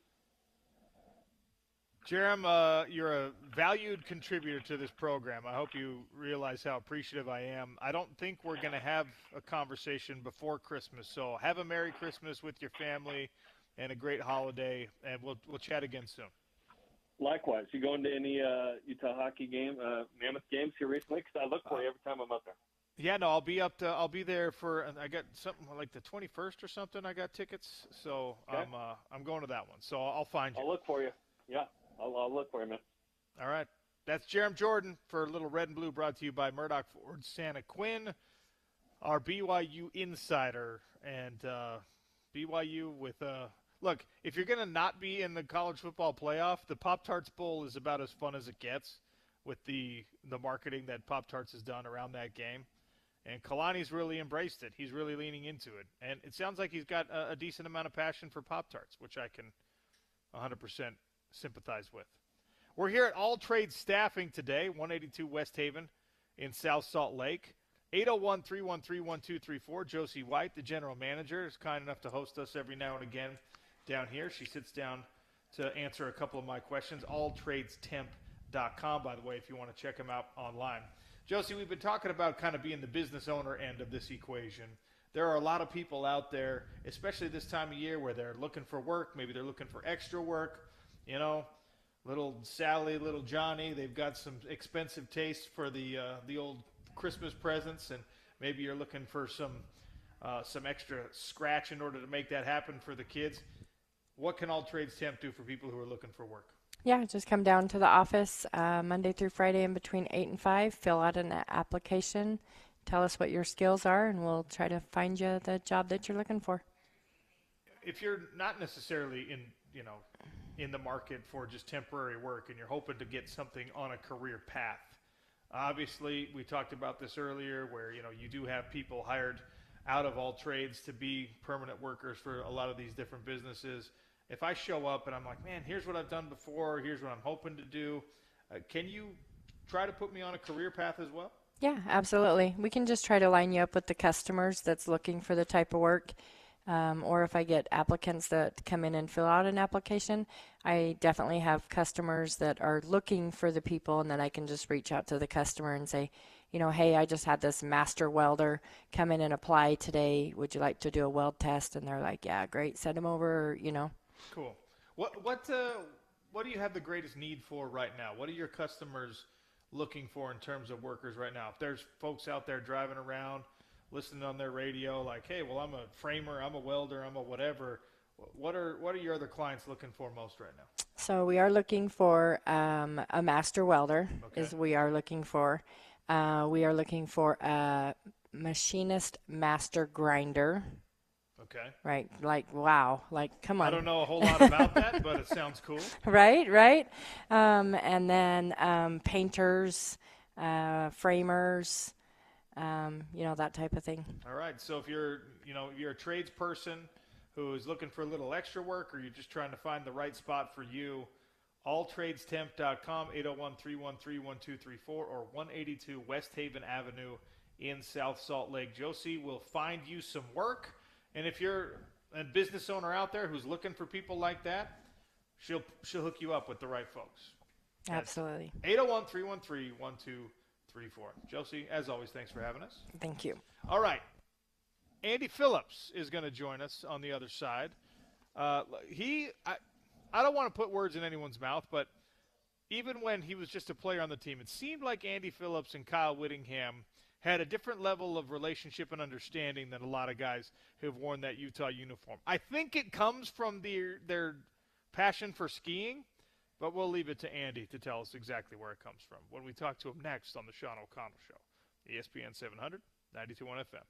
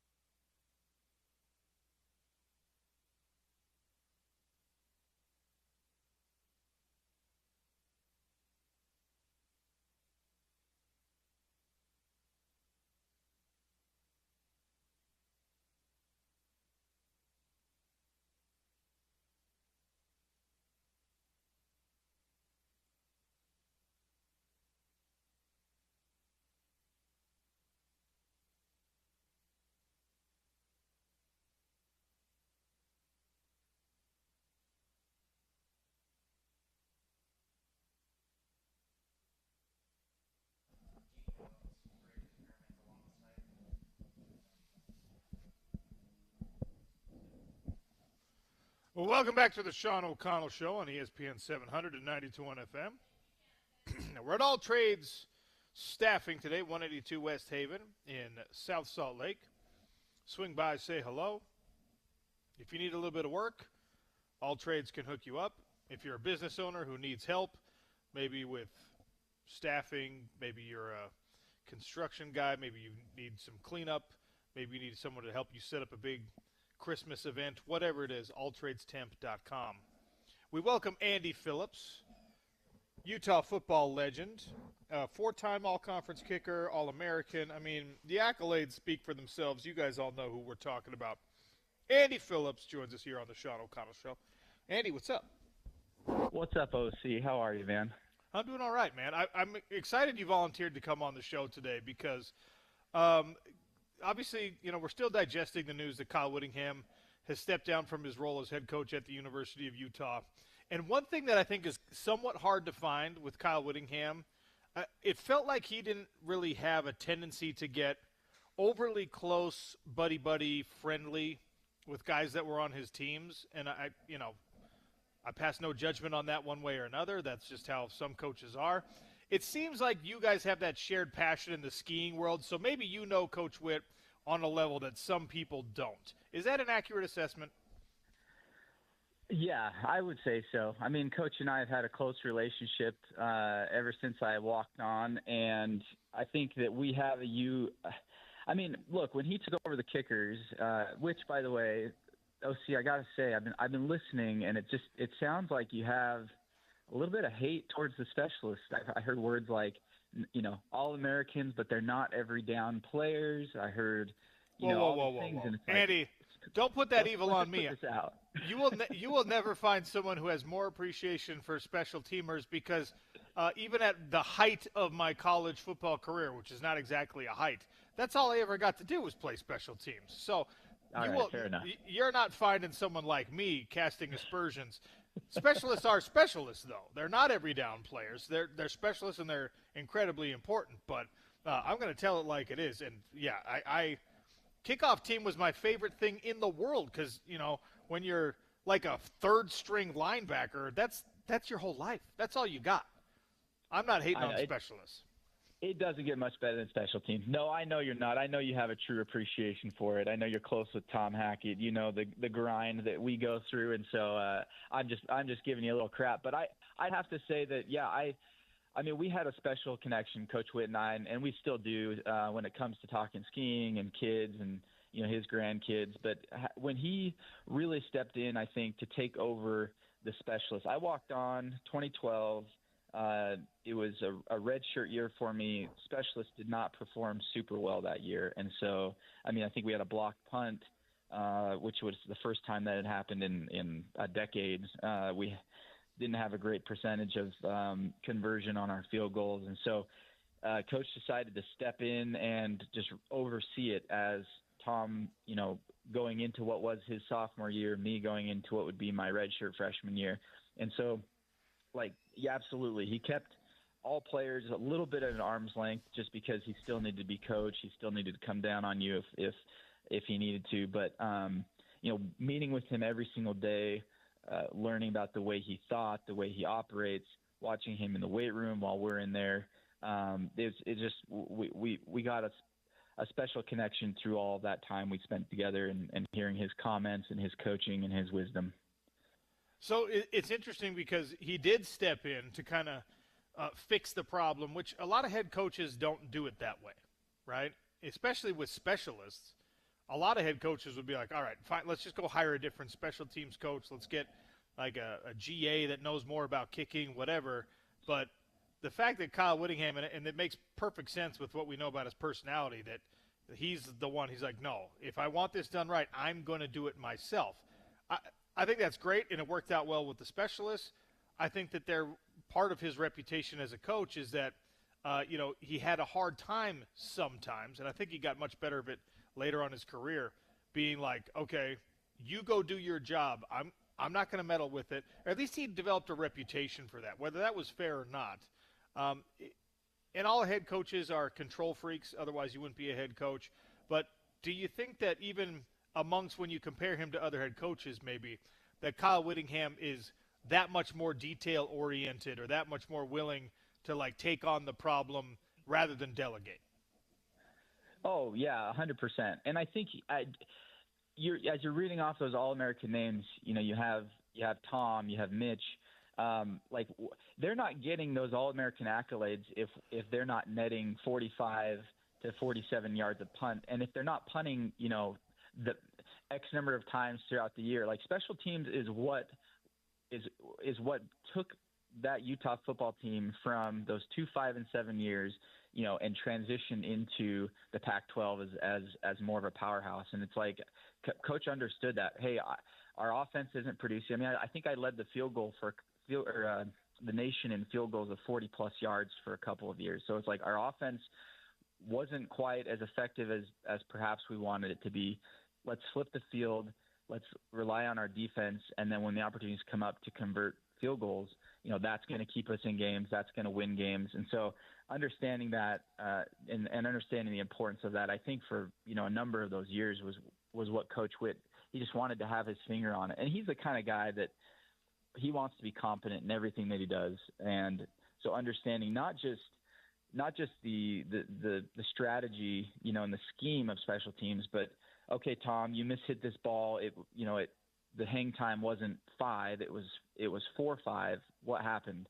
Or Andy, you pushed this field goal right. What happened? And understanding the mechanics of everything, and just that way during the game, when he saw a snap that was off, or when he saw a kick that was missed, or something went awry, he knew why that happened. It wasn't that was I'm going to go ask Andy, hey, what happened? No, he saw what happened. He saw that I slapped that ball and it went to the right side of the field goal post. And so he's going to come and talk to me and see what, what we need to do to adjust that, to correct it.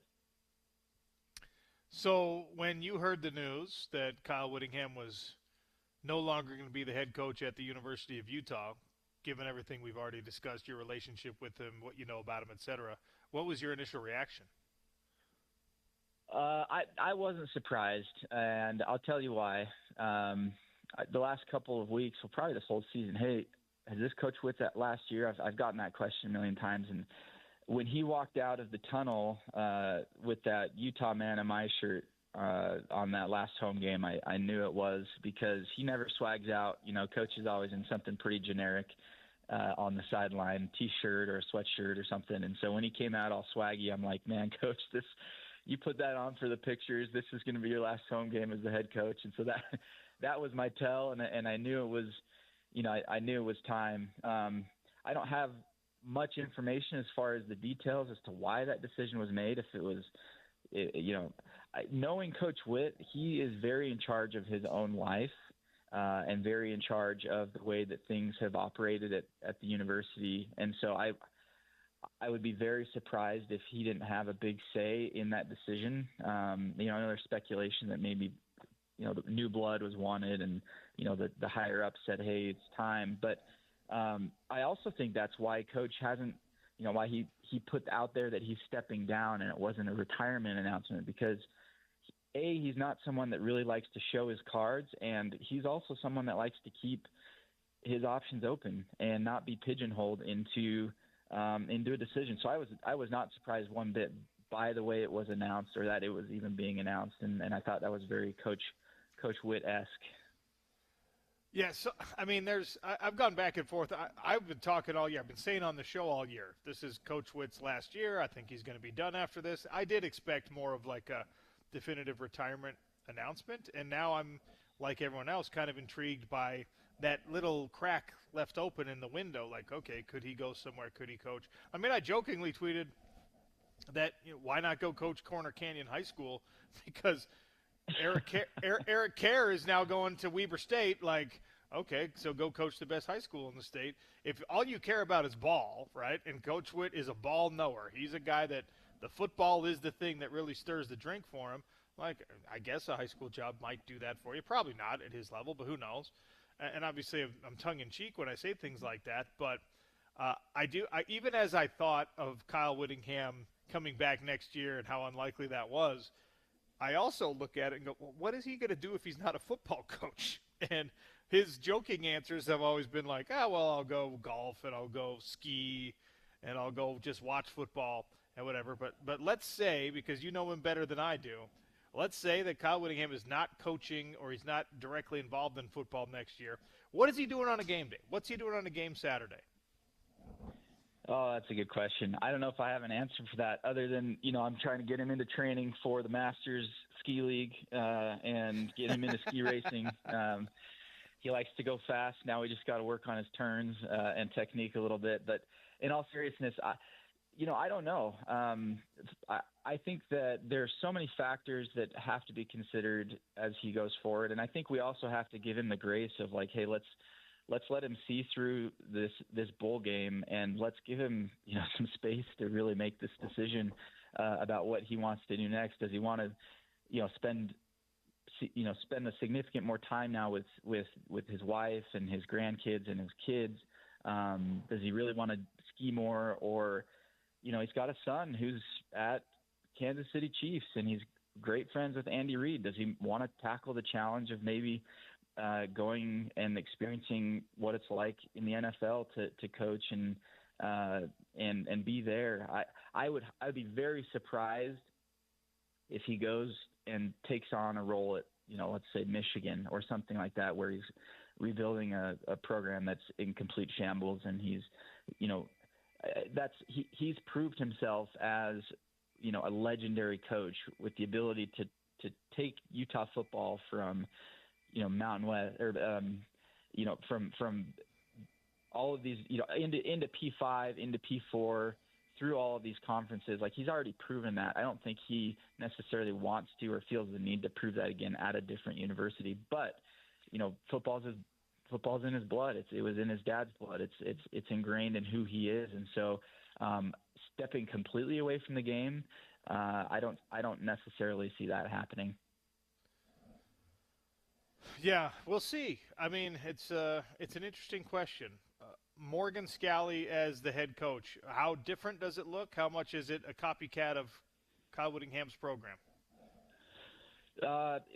In purpose, completely the same, but Morgan's a completely different coach. I mean, wears a lot more emotion on his sleeve than Coach Whitt does.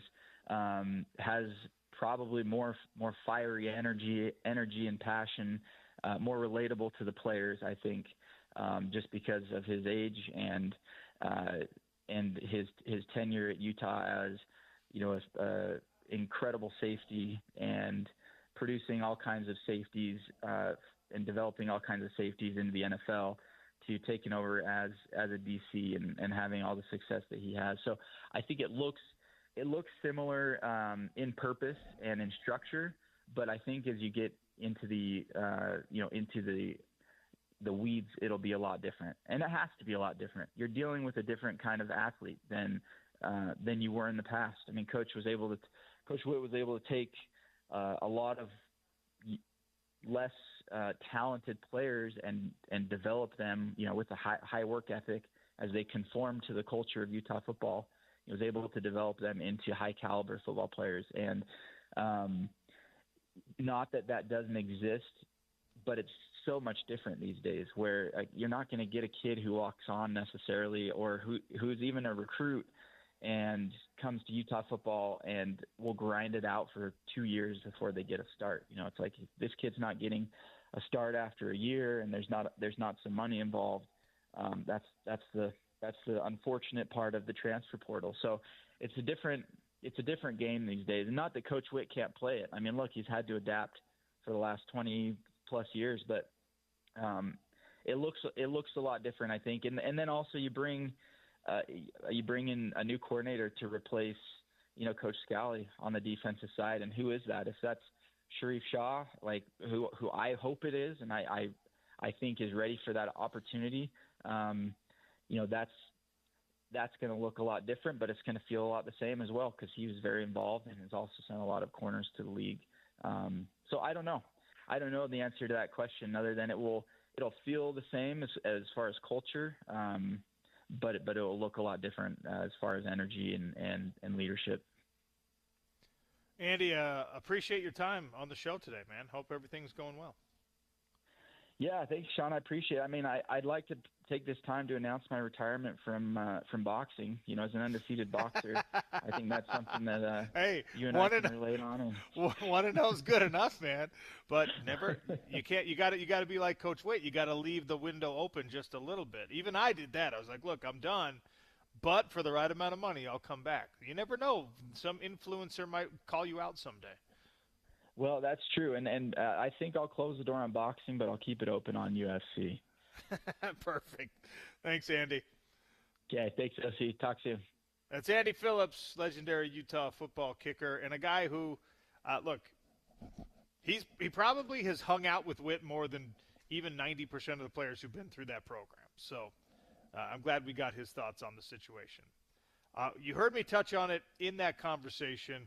Big news in the Utah high school world that also is big news in the college football world because a Corner Canyon High School coach is now taking the head coaching position at Weber State. We'll discuss what this means for both schools next on the Sean O'Connell Show, ESPN 700, 92.1 FM.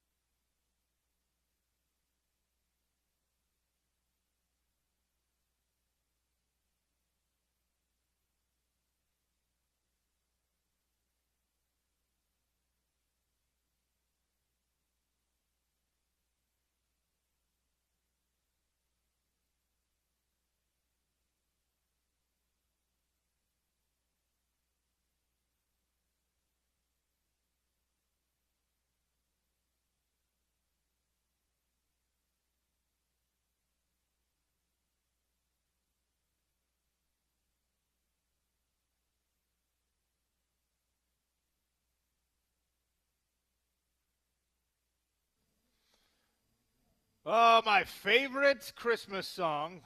Shout out to James Peterson back in the studio for giving me the Bing Crosby original. Melakaliki Maka to everyone out there. We're at All Trade Staffing today, 182 West Haven in South Salt Lake City. 801-313-1234. Josie White, the general manager, hooks us up with all the information we need every time we come out. Josie, what kind of businesses are you looking to partner with right now? Anybody that's looking for help. No, just anybody. Anybody that we can help. Anyone that has a need for staff. Now, this time of year, holidays, you got big parties going on. You might need help with setup. You might need waiters for your event. Yeah. You might need someone to set up and tear down decorations, things like that. I mean, is there any sort of scope on the work spectrum that you don't have somebody for?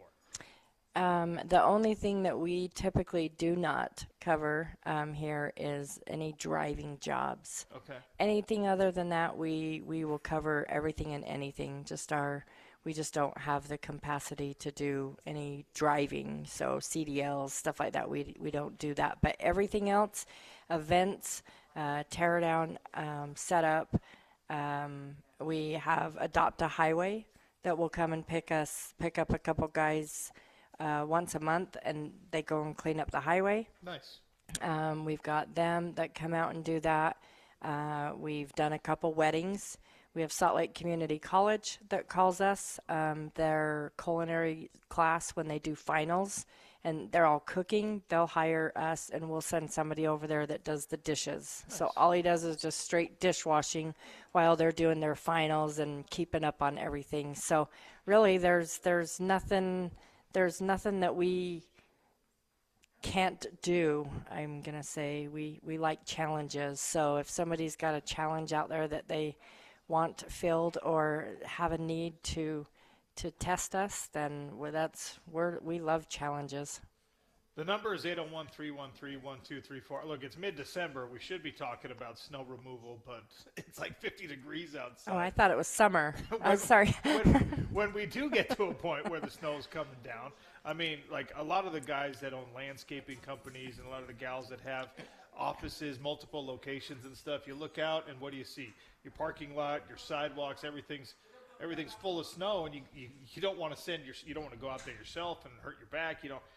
I imagine that's a place where you could fill a need. We do, yes. If it did snow, we do very well in the snow removal. Thank goodness Ogden, Eden has had a little bit of snow this year, so we have had, a few dozen people up there shoveling snow in Eden. Nice. But again, Eden, come on down, bring it on down. I keep saying let's do the snow dance, but it's not happening yet. Yeah, we need some. I'm all aboard with unseasonably warm weather, but Christmas time we need some snow. Yes, so we do. We'll get it sooner than later, I imagine. And look, through the holidays, All Trade Staffing, they can help you out. When you get into next year and you're reevaluating how your business is run and you're reevaluating how much help that you need, alltradestemp.com and Josie, they've got solutions for you. It's the beauty of the business. You don't create problems. You don't bring problems. You are just in the solutions business for people. That is correct. Yep, we solve all your problems. 801-313-1234. Come stop by at 182 West Haven Avenue in South Salt Lake City. Thank you, Josie. Yep, thank you. All right. Jeff Schwartz is going to join us on the other side. The Chiefs are out. Their postseason is done. Now, they're the type of team that as long as they're even remotely in the hunt, you have to put them in the Super Bowl conversation. Now with the Chiefs out, who's the Super Bowl favorite? We'll talk with the longtime NFL veteran, the gambling expert, the college football insider, Jeff Schwartz, next on the Sean O'Connell Show, ESPN 700, 92.1 FM.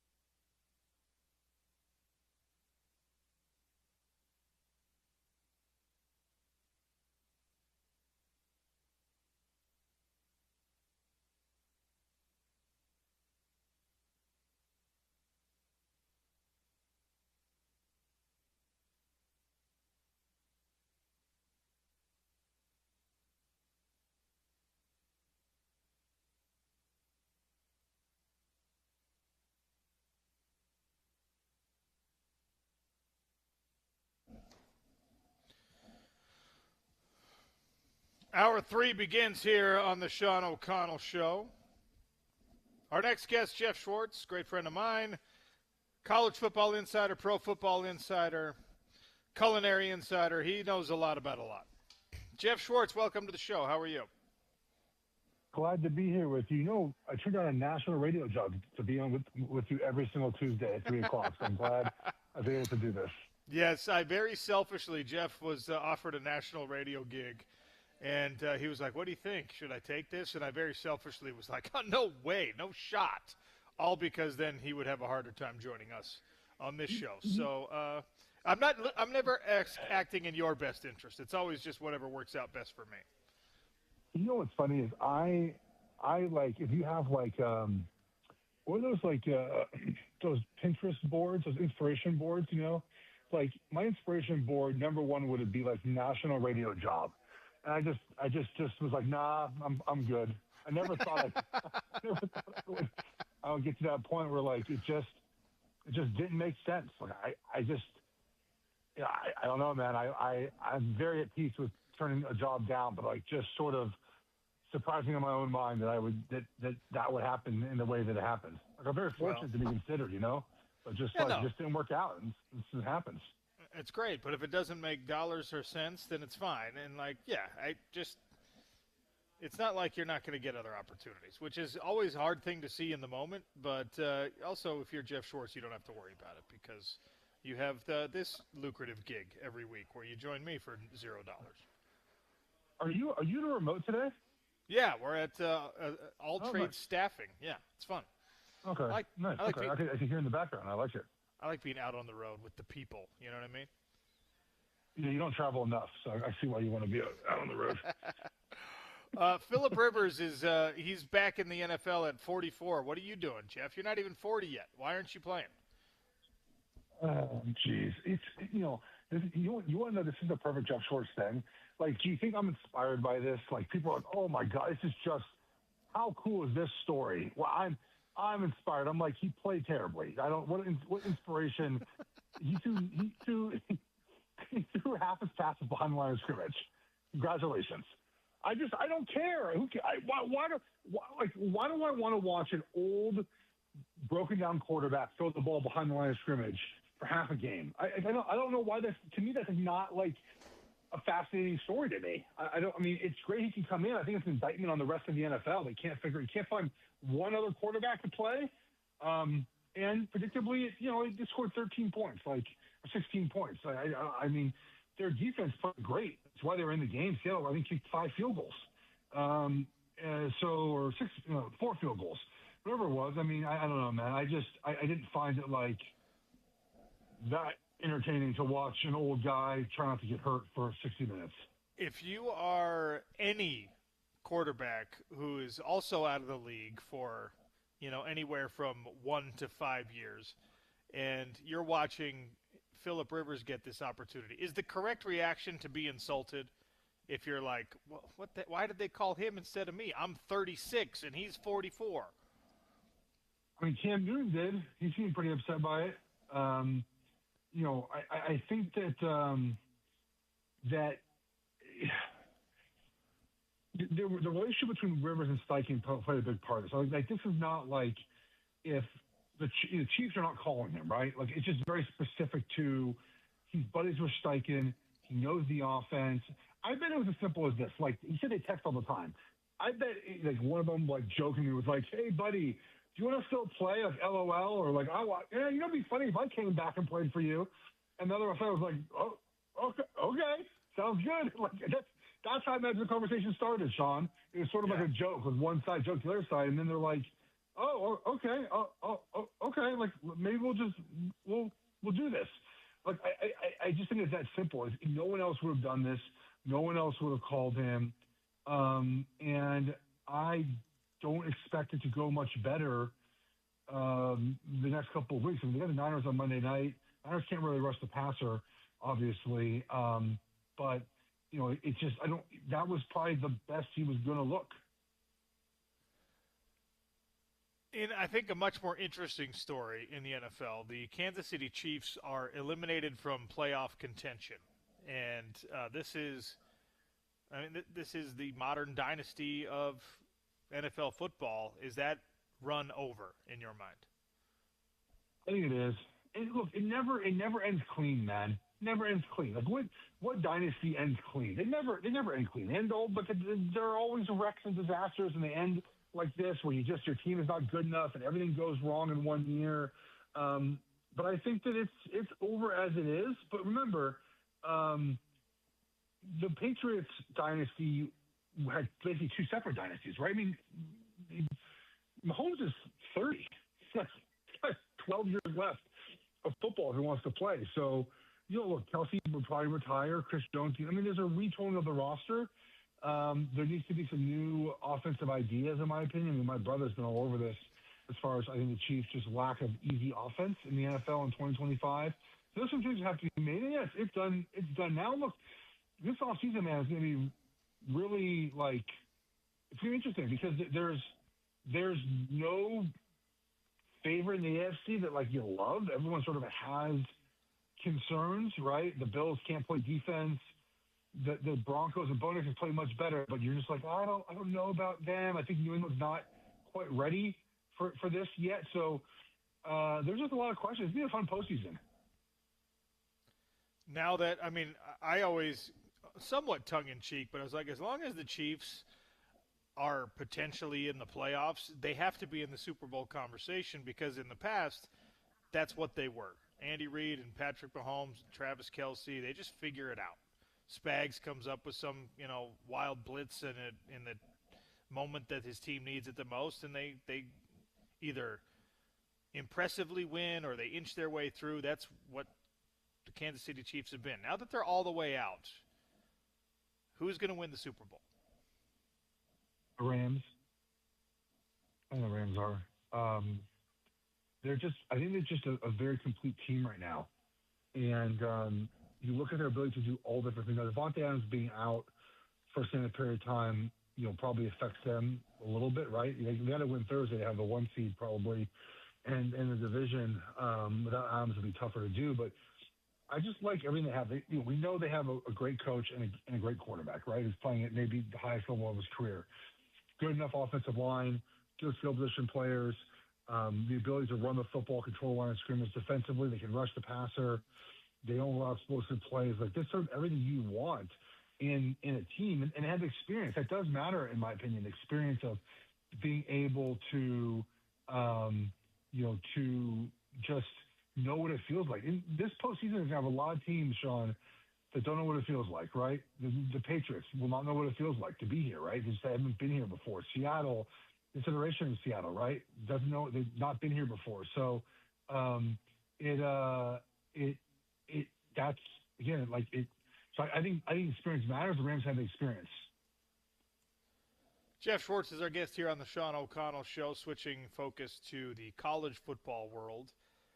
Look, you got to know Coach Witt over the years we covered the Pac-12 conference together, and I'm sure you have thoughts on him being done after 21 years as the Utah head coach. What are they? Yeah, well, I was, I'm able to break the Cam Rising knee healthy news. That was a big break for me at the Pac-10 media days a couple years ago. But look, I think the thing that is most impressive about what Coach did is the transition from the Mountain West to the Pac-12, right? Them and TCU are the only two teams that have really made that jump. And really, Utah did it, I think, in a higher clip. I mean, TCU made the playoff 1 year, obviously. But Utah, just the sustainability of what they did to go from, a group of 5 school to a Power 5 school, to stick with their tradition, right? I think a lot of places would get a little impatient with some of the lack of success early on, and then to build to where you're better than Oregon, who has better players than Utah, right? You're better than USC, who might have better players than Utah. And the ability to just to have your identity, stick to it, and win the Pac-12, man. You guys played 2 Rose Bowls in a row. Like that. It's really remarkable. I don't think he gets enough credit for that. And I would just appreciate that part of watching Utah play. And he's always, not that I judge every coach and their interactions with us, but he's always nice to us and always pleasant and forthcoming. And I'll miss covering him, and I hope he has a good retirement. I mean, look, it's funny because they said he didn't actually retire. I mean, I guess not. I mean, we coach high school football. I don't really. I mean, we joked on social media about Michigan calling him. I doubt they do actually consider Kyle Whittingham at this stage. Why would not just stay at Utah unless he thinks he's maxed out at Utah and maybe can have just win a championship in Michigan? But I appreciate the physicality, the toughness, the style of football Utah played, and he had a wonderful career, man. He'll have a statue outside the stadium at some point, right? I mean, he's got to. Yeah, you got to do it at some point. This is the part of the conversation that I really hate because it bothers me when I have to tell Jeff Schwartz that now I agree with him or that that he should feel right about something. And I know what you're getting to. You know I'm right about this.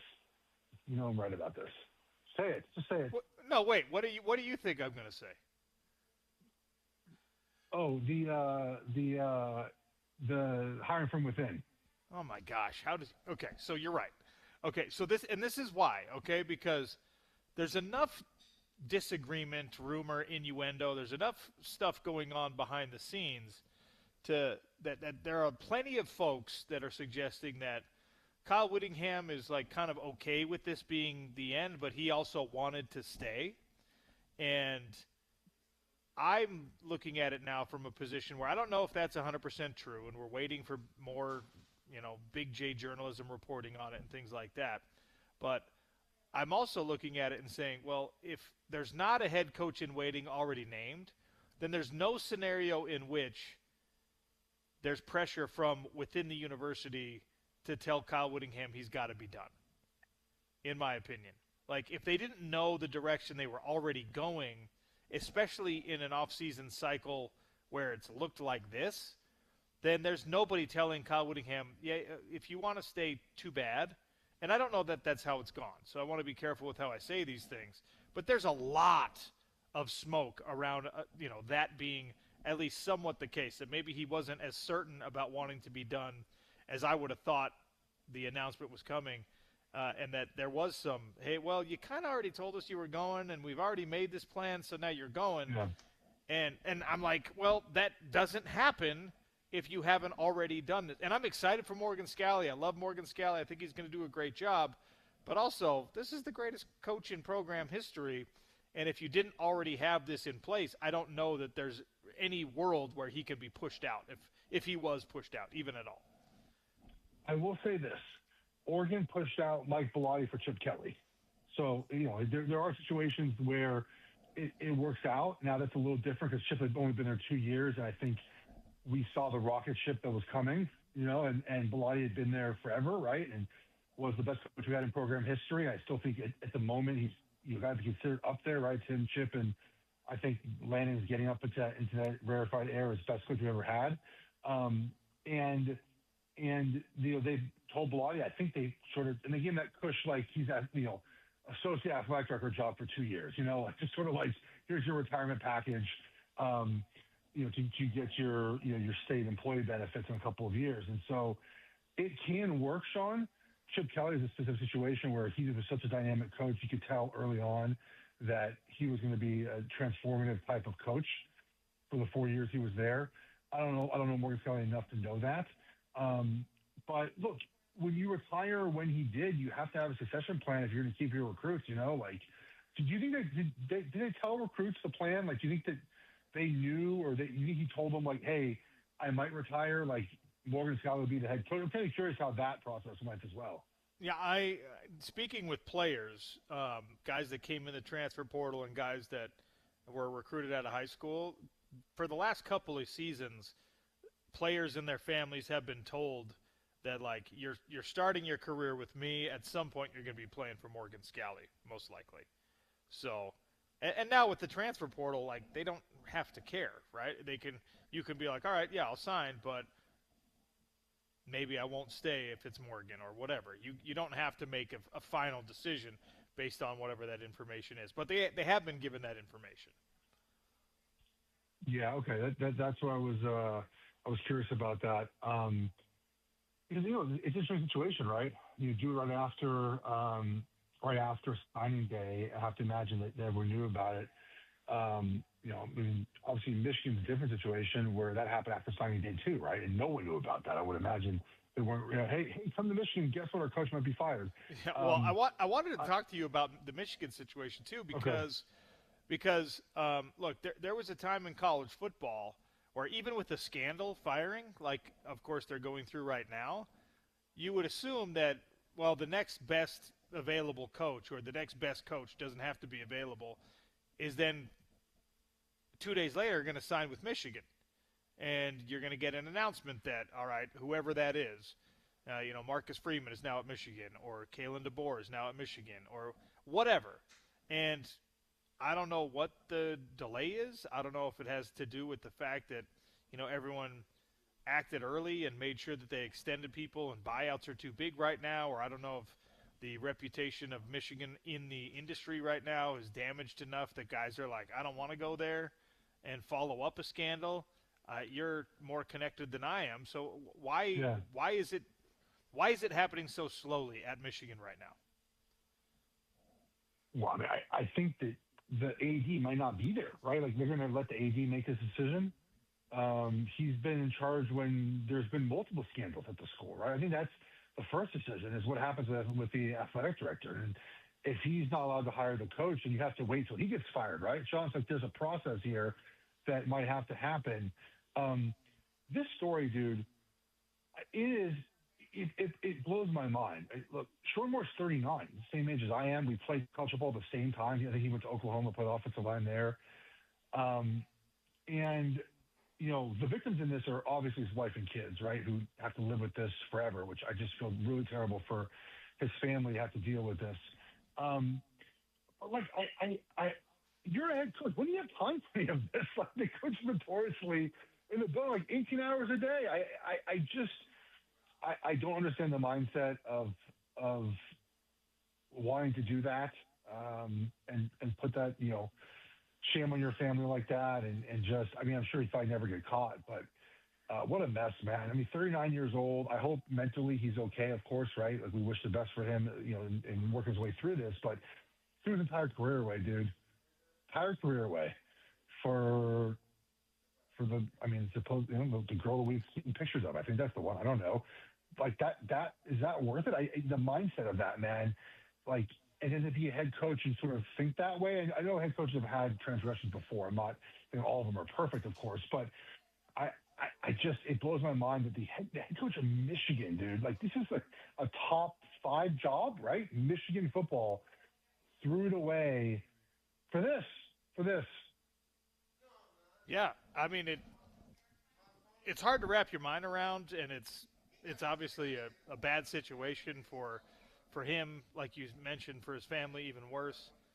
For the players on that roster, and I know that now you're committing just as much to the paycheck as you are to the coach, but those paychecks are going to be available for some people, some of those guys, wherever they want to go.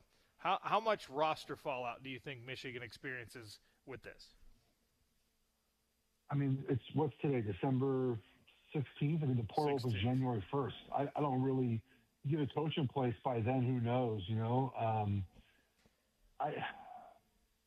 if you don't have a coach available by then, I think it's hard to stay, right? If you're Bryce Underwood or you're one of their better players. How betrayed do you feel by Sherrone Moore?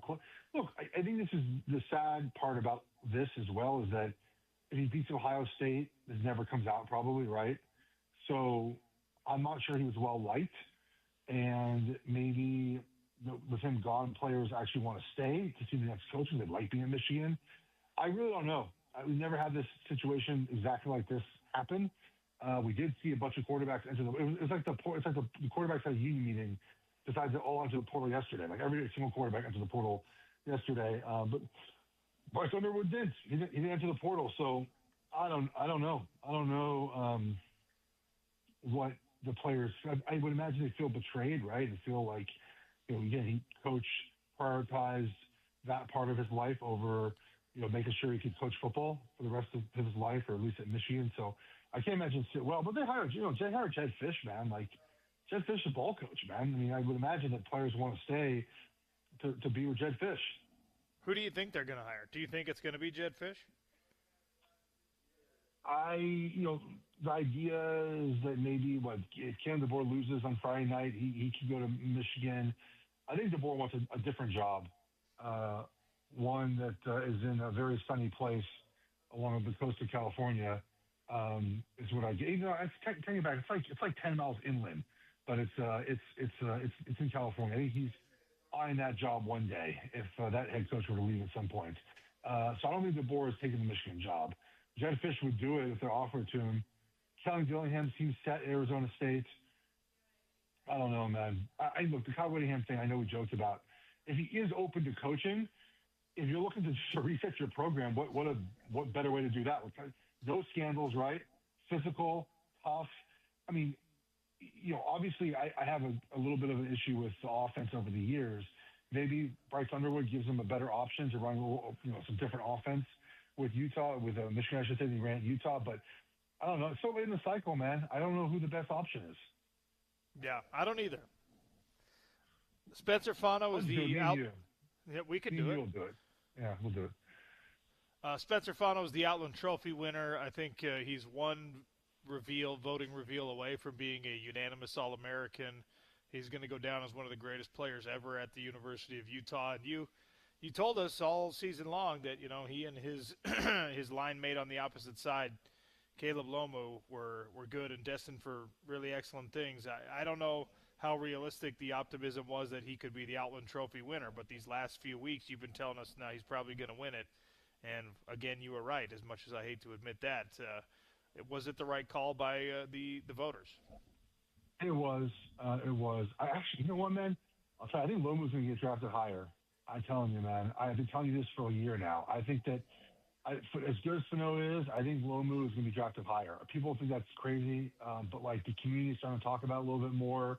These mock drafts come out; they're really close, right? And in the mock drafts and sort of big boards, they're both such good football players. And look, the way Spence is able to move and anchor that offensive line, his ability to run block and his ability to just play physical, he certainly deserved this award. The video was great of his family surprising him there.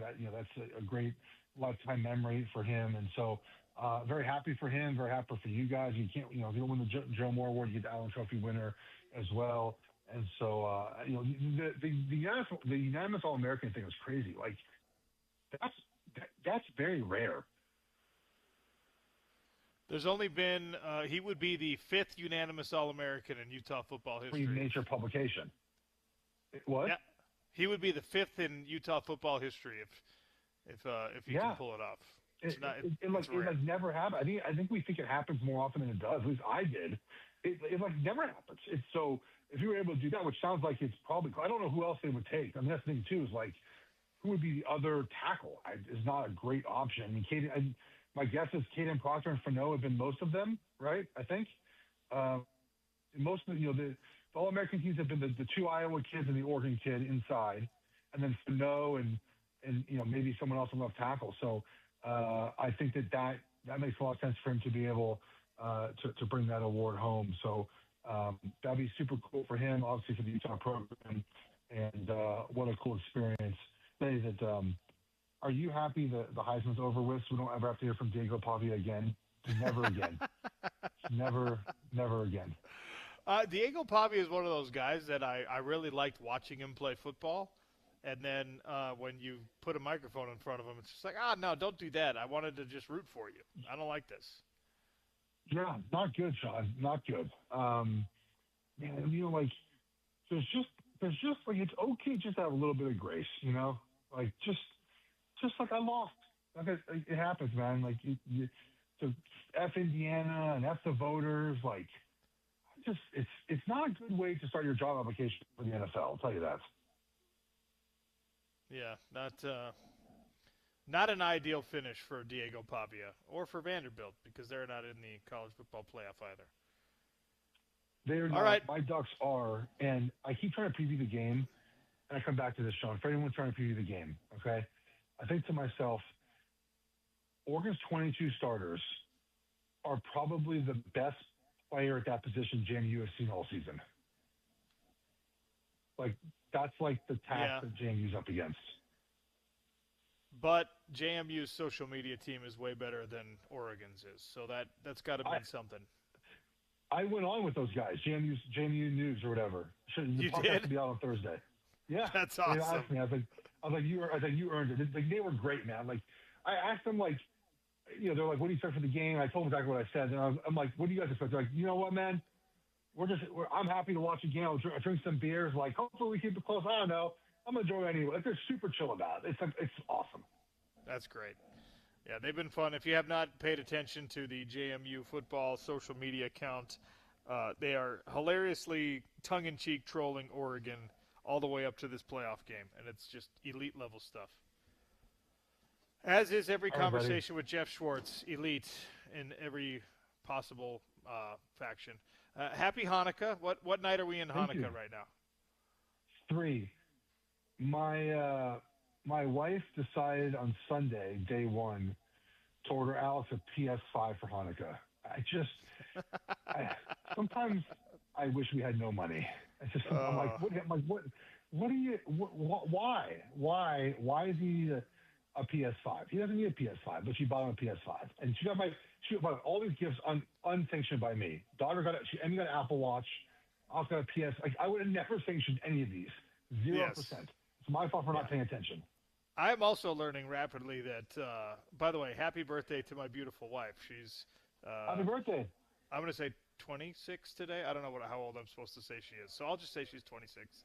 Yeah, you don't really like. I've learned that the further you get into marriage, the less input you have on what gifts are purchased, and you're just like, wait, why are we getting that for our kids? I don't want them to have a gun. Why did you buy our kids it's like you don't get consulted anymore. Correct. It's not Anyway. great. All right, buddy. Talk to you later. Wait, last thing is the menorah that you posted a picture of is like a T-Rex. Yeah, it's called Menorahsaurus Rex. That's like allowed? It's not Yeah. like blasphemous to have a Menorahsaurus Rex? No, it's great. I love it. Yeah. I know you'd like great it. piece. You love dinosaurs and shark teeth. Correct. All right, dude. Talk to you next week. Thank you All for right, your bye. time. Bye, buddy. That's Jeff Schwartz. He's the best. And follow him on social media. He and his family celebrating Hanukkah as a practicing member of the Jewish faith. Their menorah that they were lighting the candles in is literally, it's a Tyrannosaurus Rex model. It's awesome. We're here at All Trades Staffing, 182 West Haven Avenue in South Salt Lake City. AllTradesTemp.com or call them at 801-313-1234. Josie White is the general manager, and we've been talking about it really all day long.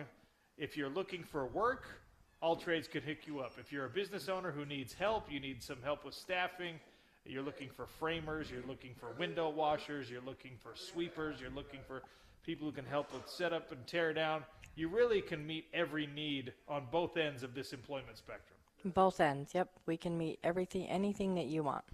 And how quickly, if I'm a business owner and I come in and I say, hey, I need 4 people to help out with whatever it is, raking leaves, mowing lawns, shoveling snow, how quickly can you get somebody hooked up? If we're just asking for basic labors, I could do them right now. If you come in right now and said, I just got to the job site, it's flooded, I need 10 people right now, I could get you 10 people. If you call me and you say, hey, I need 3 framers, at least give me 24 hours so that I can find 3 framers. I could probably get you 3 framers right now, but we want them to frame correctly type things. So definitely give me at least 12 to 24 hours, and I could definitely do any skilled job I could do. What about on the other end? If I'm someone who's looking for extra work because of the holiday season, or I'm just looking for work in general, how quickly can you put me to work if I come to 182 West Haven Avenue? And we typically try, if you come in today and fill out an application, within the next day. So if you're a business owner who needs help now, 801-313-1234. If you're someone out there, maybe you just lost your job, or maybe you just need extra money for the holidays and into 2026, 801-313-1234, 182 West Haven Avenue. And when somebody comes in and they're like, all right, I just put me to work. I don't care what you do. I'll work hard. I'll do whatever. How many hours can you get that person in a week? 40 if they're willing to work. Nice. Yeah, if somebody's willing to work and they're willing to put it up, it's full-time, or even sometimes we have people that can only work part-time. So if they're only available Monday, Wednesday, and Friday, on the days that they're available, Monday, Wednesday, and Friday, that's when they come and report to work. So it kind of works in all different, if you have another job but you're off Thursday and Friday, then you just come in here on Thursday and Friday, and it still keeps you working. Look, we get it. Sometimes the job market, it's hard to find what you're looking for, and you have bills that need to be paid before you find exactly what you're looking for. Let All Trade Staffing help you out. 801-313-1234.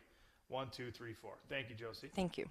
All right, we didn't talk about it earlier. I want to talk about it before we get out of here because Eric Kerr, the Corner Canyon head coach, who has won 6 state titles at the high school level here, just down there in Draper, he is now going to be a college football, not just coach, a college football head coach. We'll talk about what this means for Weber State and for Corner Canyon. Sean O'Connell Show on ESPN 700, 92.1 FM.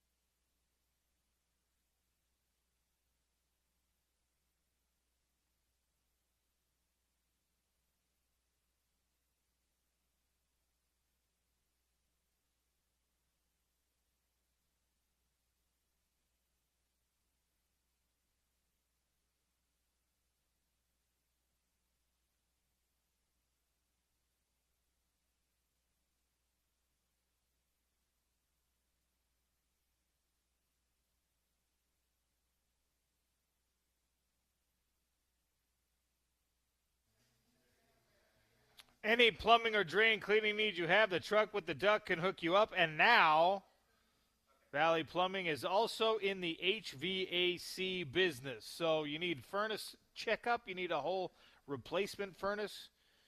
Find Valley Plumbing, give them a call. Valley Plumbing and HVAC these days. All right, I don't want to gloss over this thing. Eric Kerr, the Corner Canyon head coach, who won 6 state championships, has been hired as the Weber State football head coach. It is a lot rarer than you would, I guess, intuitively think that great high school coaches end up making the leap into college football. We've seen it even here in Utah. Troy Taylor was a high school coach that ended up being an offensive quarterbacks coach and then an offensive coordinator and then a head coach in college football. We talked about this with Joey McGuire at Texas Tech, a guy that really not all that long ago was a high school football coach, and now he's in the college football playoff. He's probably the best example of the ultimate success story, at least potentially the ultimate success story in making that transition. But in state, Roger Dupay, who was an incredible coach at Skyline High School, he never went on to be a college football head coach. Freddie Fernandez, actually the Roy head coach that was spent time at Northridge. They were really like the team to beat when I was in school, Northridge High School. He ended up coaching running backs at Weber State, never ended up being a college football head coach before going back to high school. And Eric Kerr, whose kids, I think, if I'm not mistaken, his kids have graduated now. He's not that old. He's 46 years old. And he's getting his first head coaching opportunity at the college football level at Weber State University. I love this. I think this is absolutely phenomenal. You cannot deny that he's a great coach. I don't mean to cast aspersions, but you cannot deny that he's a great recruiter. He found guys that were really good players for other high schools, and he got them to come to Corner Canyon, and families had to, move, get apartments, had to buy condos, it was a heck of a lot harder to go to Corner Canyon than it's going to be for these kids to go to Weber State in some cases. So I think that he's going to be really good for the state of Utah. I think that a lot of high school players are going to get great college opportunities, and he's going to be one of those guys that, just like he did at Corner Canyon, he's going to help develop players at Weber State University who then probably fill out your roster at BYU, at Utah State, and hopefully not beyond the state's borders, but realistically probably so. Just congratulations to Eric Kerr. This is awesome to see all the hard work, all the success in high school being rewarded now with the job at a higher level, and good for Weber State in getting a brilliant football mind who knows the talent in this state incredibly well and presumably will help develop them and make them into a Big Sky power again. That's what we all want to see happen up there in Ogden. Really, really cool to see this. James, what do you think? I'm assuming James is still – he's back there in our studios, and usually I can just look through the window and yell at him. But on a day like today, when we're not face-to-face, when you saw that Weber State was filling their head coaching vacancy with a high school coach, what did you think, James? Well, first off, I got to say – it's too bad that a guy with as great a name as Mickey Mental couldn't stick it out a little bit longer there. It is unfortunate. Unfortunate. Mickey Mental is all-time first team on the all-name team. But all jokes aside, and of course we wish the best to Mickey, and hopefully he finds another job here soon. But all jokes aside, there obviously, I mean, I share your thoughts pretty much. The incredible opportunity for Eric Kerr, and it's a testament to what he built down at Corner Canyon. That school has only been around for 10 years, OC, and yet we talk about it because of what Eric Kerr did to attract talent and to develop the talent that he developed and to win the championships that he won there, to produce the NFL quarterbacks that he's produced. We talk about Corner Canyon as if they're the most traditional power in all of Utah high school sports, and it's like he did that in 10 years, right? Maybe. So in 10 years, he won 6 championships. He was the runner-up twice. He produced 2 NFL quarterbacks and countless D1 athletes.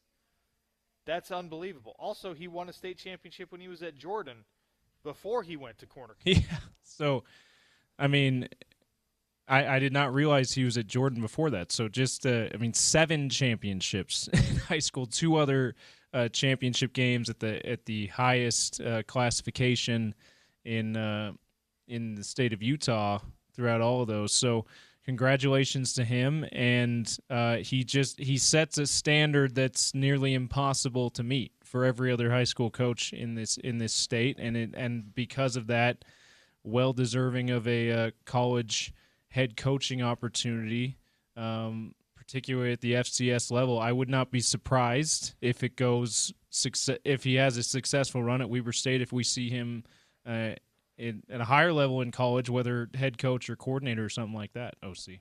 So, I mean, that's the real question here, is how quickly can you climb the ladder if he ends up, let's say he puts in 4 really good years at Weber State, and then he gets a coordinator job at a place like Utah or something like that, or he gets a coordinator job in the Big 12 conference or the reorganized Pac-12 conference. I mean, this is a guy that's still young enough that we could see Eric Kerr go from being state champion high school coach to big-time, big-deal college football coach before it's all said and done. And, his own kids are college athletes at this point. So just really, really cool to see. I know him not well, but he was an assistant coach on my sophomore football team at Jordan High School when I was, whatever that is, 15 years old.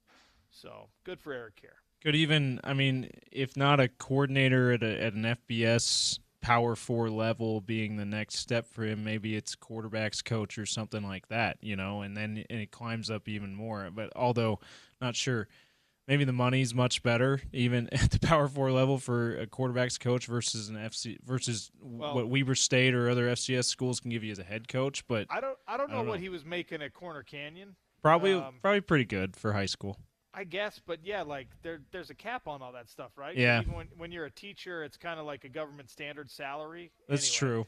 And you don't get a huge stipend for being a coach. It's very much a passion project. Mickey Mental was in like the $200,000 to $225,000 a year range, which is not. Jay Hill was making much better money than that, deservedly so, because of his demonstrated success. So I don't know where Eric Kerr's at on the pay scale, but let's say they picked up where Mickey Mental left off, and he's making $200,000 to $250,000. As soon as you're a Power 4 position coach, you're making more than that. Yeah. So maybe that's the next step. Maybe he takes one of those kind of position coach jobs because it's at a higher level, and he would be getting that kind of interest before he's able to be a coordinator or head coach at an FBS or Power 4 level.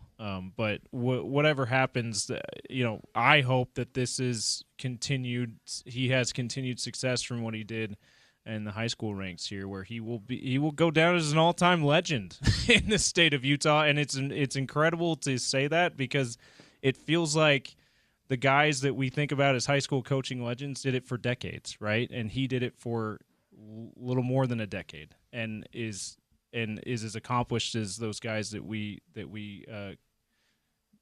put in that give that status to, who were at one school or a couple different schools for decades. Pretty impressive stuff. We wish him luck at Weber State. It's always good when Weber State or SUU or anyone is having some success, because it provides more opportunities on the highest possible level for the in-state athletes as well. Yeah, don't forget Utah Tech, okay? Just don't forget the Trailblazers down there in St. George, all right? Sorry. They're climbing, they're rising, they're building, all right? Also in the Daily Dump today, Arch Manning, one of many players that we were a little bit wrong about in college football, right? He's going to return to the University of Texas next year. When I say we were a little bit wrong about Arch Manning, there were people who had him pegged as the Heisman Trophy winner. Obviously, that went to Fernando Mendoza. He ended up having a really solid season. Arch Manning, I just think, was not immortal the way that people thought he needed to be in order to carry that family name. But a worthy starter, a really good player, got some big wins, had some some bad performances as well. It was kind of, that's what college football is sometimes. And he's returning to Texas next year. My real question here, and I don't know that we'll get a good answer to it, is he made like $6.5 million in NIL money this year at Texas? And I don't think it's a stretch to say he probably didn't quite justify that salary. So do you go back to the negotiating table if you're Texas and be like, hey, we'd love to have you here, but we were paying like first-round draft pick Heisman Trophy kind of money to you, and you weren't quite there? Or do you just say, well, we're Texas, and this is what we expect, and you're from the Manning family, and we're not going to burn this bridge and all that? I mean, because of course you're coming back to Texas when your draft grade is probably going to come back at whatever it is, third, fourth round.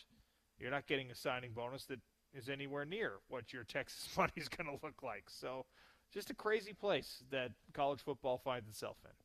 Yeah, and to that question, I don't see how you can pay him less and not like insult he and like the first family of football, as they've been called, right? And I don't mean to say insult, maybe a strong word, because he doesn't seem to be motivated by the money. Obviously, the Manning family isn't motivated by the money, or shouldn't be.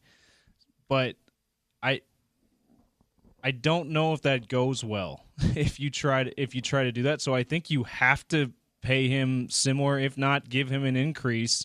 And I think that also Arch, his family, his representation will point to, hey, you saw how he came around. Next year he's gonna be what we thought he would be this year. They're gonna make that. They're gonna press really hard to make that argument. So as much as that is logical, what you bring up, I think they might just go, hey, we're Texas, and we have the money, and there's no way Arch and his people are gonna even allow us to entertain giving him any kind of trying to give us a discount because he didn't quite live up to those otherworldly expectations. 9-3 year for Texas, right? They're a top 20 team in the country. In the upset of Texas A&M at the end of the year, he had, like 235 yards and 2 touchdowns, total offense. So again, not like world-beating performance, but also no interceptions, didn't turn the ball over, and helped your team beat the number 3 team in the country. So, there's arguments to be made on both sides of this. Interesting text coming in. I love it. From 1943. Should Isaac Wilson transfer to Weber State and play for his former high school coach? Why not? If you're Isaac Wilson, the most success you've had as a football player, period, has been under Eric Kerr. You're looking for a little reputation rehab. You're looking for a little build my confidence back and let me remember what a good player I am. Why not go to Weber State? I don't know. I mean, I don't know that Utah State has offered him anything. I don't know who else has offered him anything, but we're talking about, like, at best, a group of 6 type school. They're paying their quarterbacks, but they're not paying their quarterbacks huge money. If you want to take a little gamble on your future and say, well, if I go put up huge numbers at Weber State, maybe I can get a D1 offer, like we saw Cam Ward get from Washington State after success at Incarnate Word or something like that. I like the way your head works, 1943. It's a good text. All right, we will give away a Big Willie's gift card next on the Sean O'Connell Show, ESPN 700 and 92.1 FM.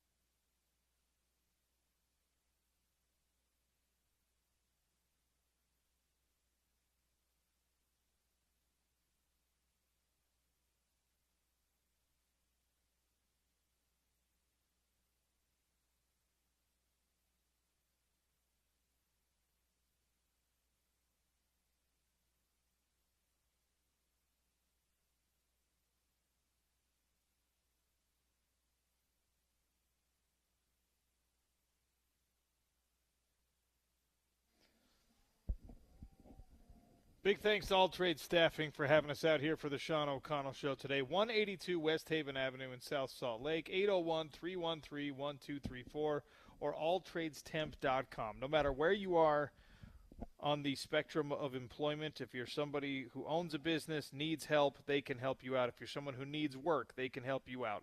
alltradestemp.com, 801-313-1234. We're closing out the show, and it's The Drive with Spence Checketts next. 877-353-0700, our topical trivia today. We were talking about Spencer Fano and his ability to become a unanimous All-American. If he can get another nod from, I can't remember which All-American organization still needs to recognize him as a first-team All-American. In any case, the question is this. How many unanimous All-Americans has the University of Utah football team produced coming into 2025? 877-353-0700. How many unanimous All-Americans, not consensus All-Americans, unanimous All-Americans, has Utah football produced? If you know that answer, we'll give you a Big Willie's gift card courtesy of our title sponsor at 1717 South Main. 801-313-1234 is the number for All Trades Staffing. If you need work, call them. If you need employees to help you fill a need for your business, call them as well. 801-313-1234, alltradestemp.com. Shout out to everyone who joined us on the show today. Stay tuned for The Drive with Spence Checketts on Utah's #1 sports talk, ESPN 700 and 92.1 FM.